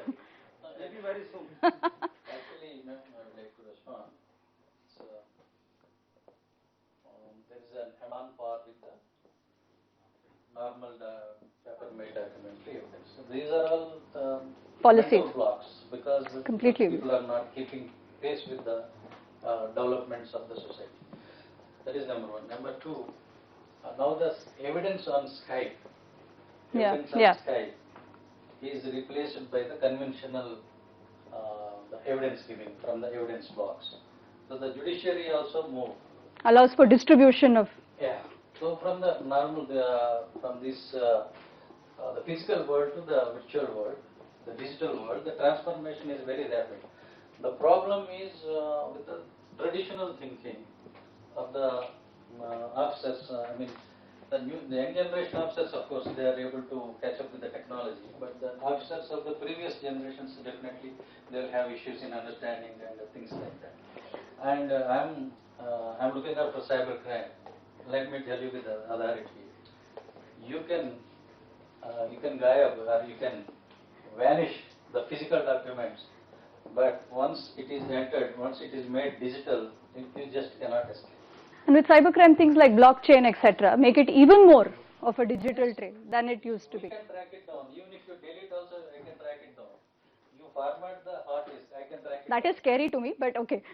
This is like anyway, but you know, I think these are excellent points, right? So this comes up, for instance, when you know, in my own educational institution, when we're thinking of going online, right, and transferring, let's say, MBA education online, this discussion came up, and you know, they said, oh, completion rates online are 10% of programs, right, versus, of course, they're close to 100% in the offline world.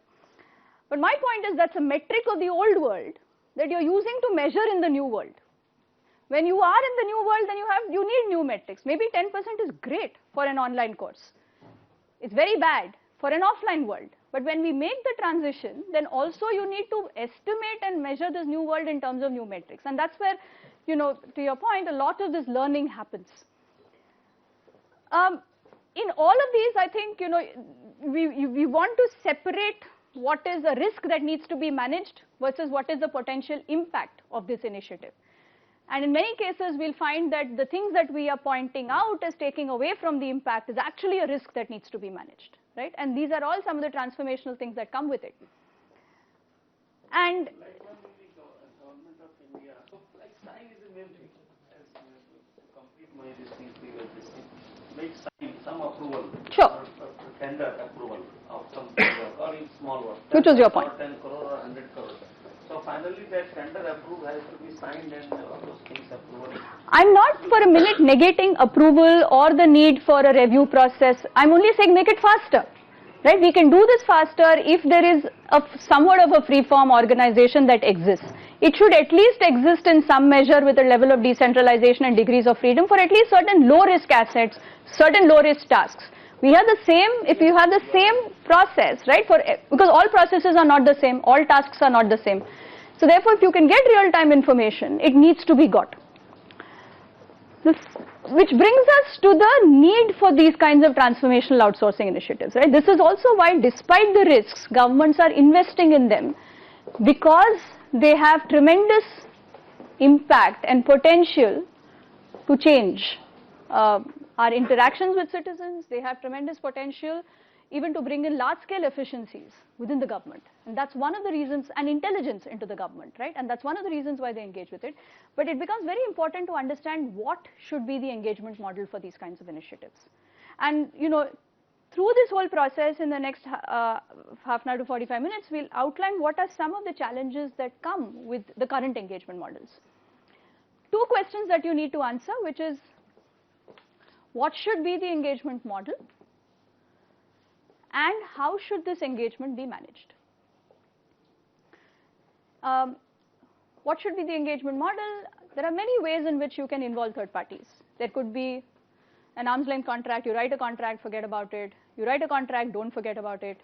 You write, you implement a public-private partnership because an equity sharing is required.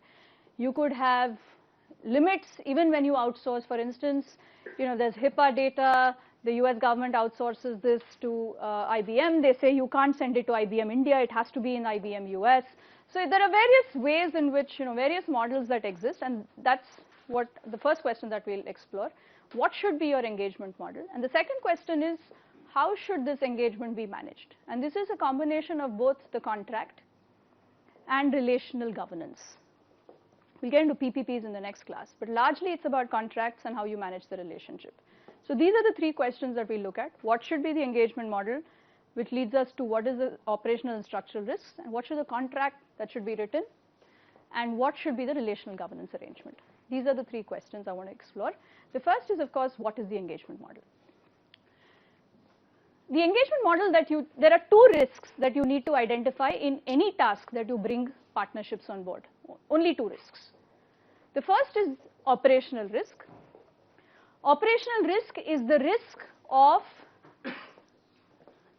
a process or a project not being executed in a manner to deliver the outcomes that you desire. You've contracted it with certain outcomes in mind. There is a risk that the vendor is not able to execute that process in the manner that you envisioned and deliver the outcomes that you envisioned. You don't want to do this after you've contracted. You want to be able to assess this before as to what is the extent of risk that specify in terms of how this process. The process is highly codifiable. When work is codifiable, when metrics are objective, the operational risk is incredibly low. Outsource it. Contrast that with business intelligence. Is business intelligence very specifiable? Can you specify in a contract how this provider will provide you intelligence and action-based insights? No. The codifiability of work is difficult. Are you able to put in place rule-based metrics for business intelligence? Or is it going to be a subjective assessment of the insight? You look at the insight and say, hey, this is valuable to my domain, this is valuable to my department. Is that how you would typically assess the value of the business insight? Yes. It's a subjective assessment of quality. Highest operational risk. Processes like business analytics and business intelligence, which involve subjective metrics and which are not codifiable, have the highest degree of operational risk. This is operational risk. The second element of risk is structural risk of the vendor in delivering this outcome. So something like business intelligence, I'm not able to specify this. It takes on this process and comes and tells me I needed 10 data scientists to complete this job. Am I able to say that 10 is a credible number? Am I able, when I'm compensating the vendor for the number of data scientists they put on this job, am I able to say, hey, this is a credible number, 10 seems legitimate for this industry. 10 seems like the effort that is needed to produce this output. That reflects the ability to monitor this work. If your commentary on that number of scientists is very difficult, then your structural risk, your ability to monitor the work is quite low. Are these two elements of risk clear? That's structural risk, which is your ability to monitor the relationship with the vendor, operational risk, which is your ability to monitor the execution of the process or measure the execution of the process. Together they define your engagement model. Sorry.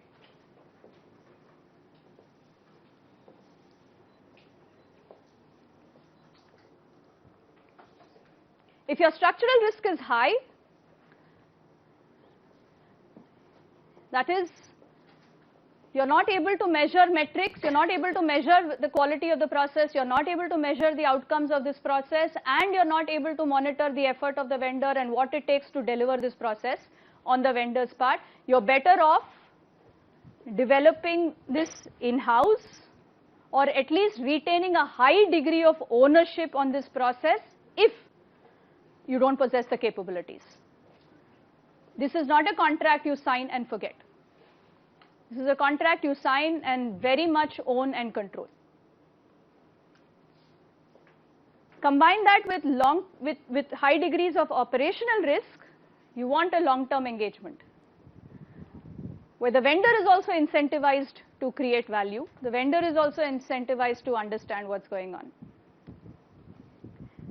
And the structural risk is high, but the operational risk is low, means you can measure the process.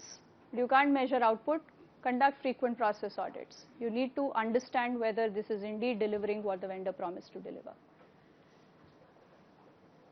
Frequently what happens is outsourcing is seen as outsourcing a problem. But you have to remember you're always outsourcing a solution to a problem, not the problem. So you have to know what the problem is, and the solution needs to be outsourced. If you don't know what the problem is, which is what these metrics are telling you, if you know the structural risk in your process and you know the operational risk in the project, that means you know the problem.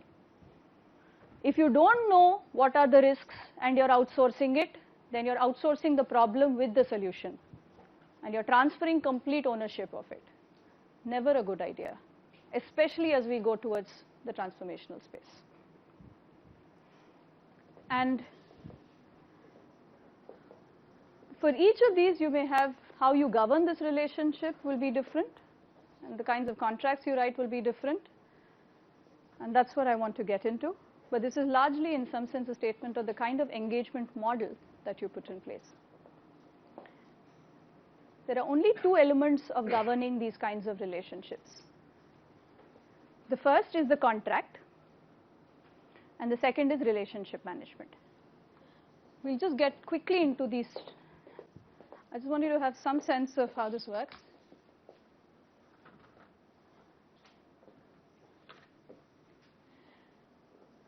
The first contract is a fixed price contract. How many of you have experience with fixed price contracts? Almost everybody. Okay, let me see. How many of you don't have experience with fixed price contracts? See, this is... Okay, how many of you experience with time and materials contracts? Can I take it that nobody has experience with time and materials contracts? This itself is incredibly informative. You cannot write a fixed price contract for a transformational contract. You just cannot do it. If none of you are engaging in anything other than fixed price contracting, it means you don't have transformational initiatives in the firm or in the organization. It is impossible to write a fixed price contract for a transformational. And let's look at that. What do you do in a fixed price contract? You pay a fixed price to the vendor, right? This is what you're doing. You can see, everyone can see this, right?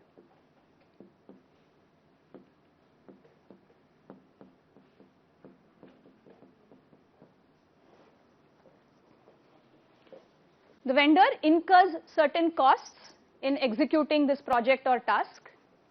The vendor gets paid a price by you to execute this task. The difference is the vendor's profit, right? This is fixed. So to maximize this, what should the vendor do?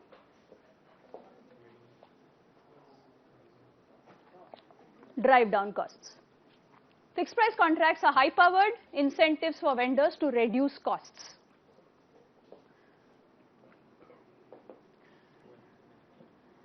They are incentivized to reduce costs in fixed price contracts to maximize their profits. Let's say you have a process that is strategic. If it is strategic, we also said changing requirements. So let's say this project has changing requirements. It creates value for you, but it changes. It's not clear upfront what the requirements are, so these requirements are going to change. The scale is large, etc. In such a case, when the vendor is trying to drive down costs for this volatile, dynamic, strategic project, what is the trade-off? What gets compromised? Quality. So when you sign a fixed price contract for anything that involves strategic value or citizen value or innovation or any such, you're always going to encounter a cost-quality trade-off. The vendor is not incentivized to create value for you in a fixed price contract. In that case, the risk to the client is also high. In which case? Fixed price. But not if you view costs, right?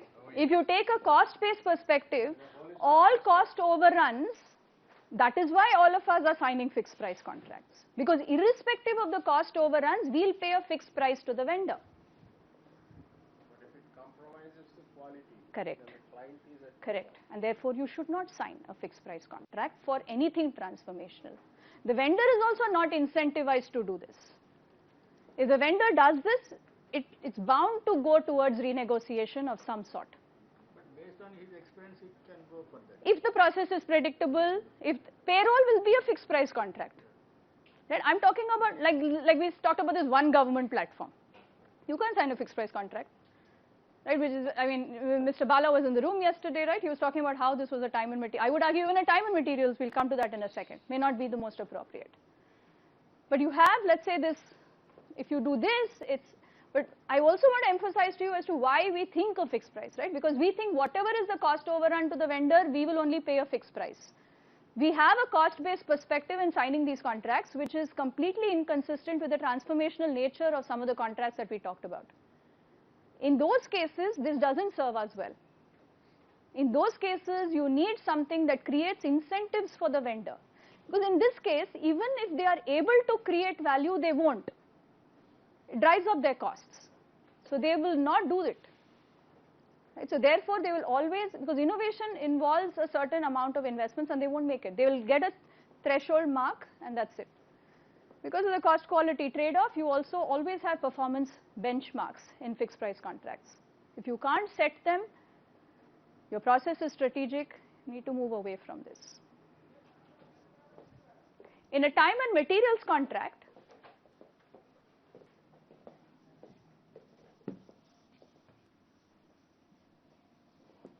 the costs determine the price.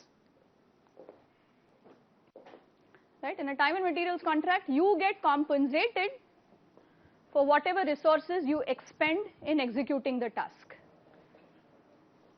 You, the client, are at greater risk because whatever cost overruns the vendor incurs, you pay for it.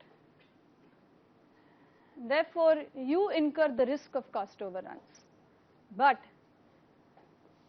the vendor in this case is incentivized to create value, which is also why yesterday, when they were talking about this in the context of this one government platform, they said, we're doing this time and materials because it incentivizes the vendor to create value. If you want to push the envelope on value, you're always going to be signing a time and materials. Private sector firms on their part get so taken in by the scale that is possible in these contracts, in public sector contracts, that they agree to sign a fixed price, and then you're back to the renegotiation table. So therefore, if you're doing this, it has to be a time and materials. There's no first best outcome if you see in contracting, right? In the sense that this is where ambiguity starts to, if everything is clear, a fixed price is clear, you get done with it, you forget about it. If everything is not clear, then what do you do? Because if I write a time and materials, it incentivizes the vendor, but this is a transformational project. metrics are not able to I'm not able to put proper metrics in place. I'm not able to monitor the effort of the vendor. This is business intelligence. I need it. It's transformational. What do I do? That's where the questions start to come. So how do you engage in these truly value creating partnerships? The contract is never the solution. We can write outcome based contracts. I love exploring outcome based contracts in the context of the public sector. If you look at outcome based contracts essentially in the private sector, outcome based contracts were a response to the limitations of the time and materials contract. They said, let's not monitor inputs, we cannot monitor it, so let's monitor outputs. So you will create some value for me in terms of profits or savings or whatever it is, and I will give you a % of that profits to the vendor. That's an outcome based contract. Why will this not work in the context of the public sector? Can you write an outcome based contract?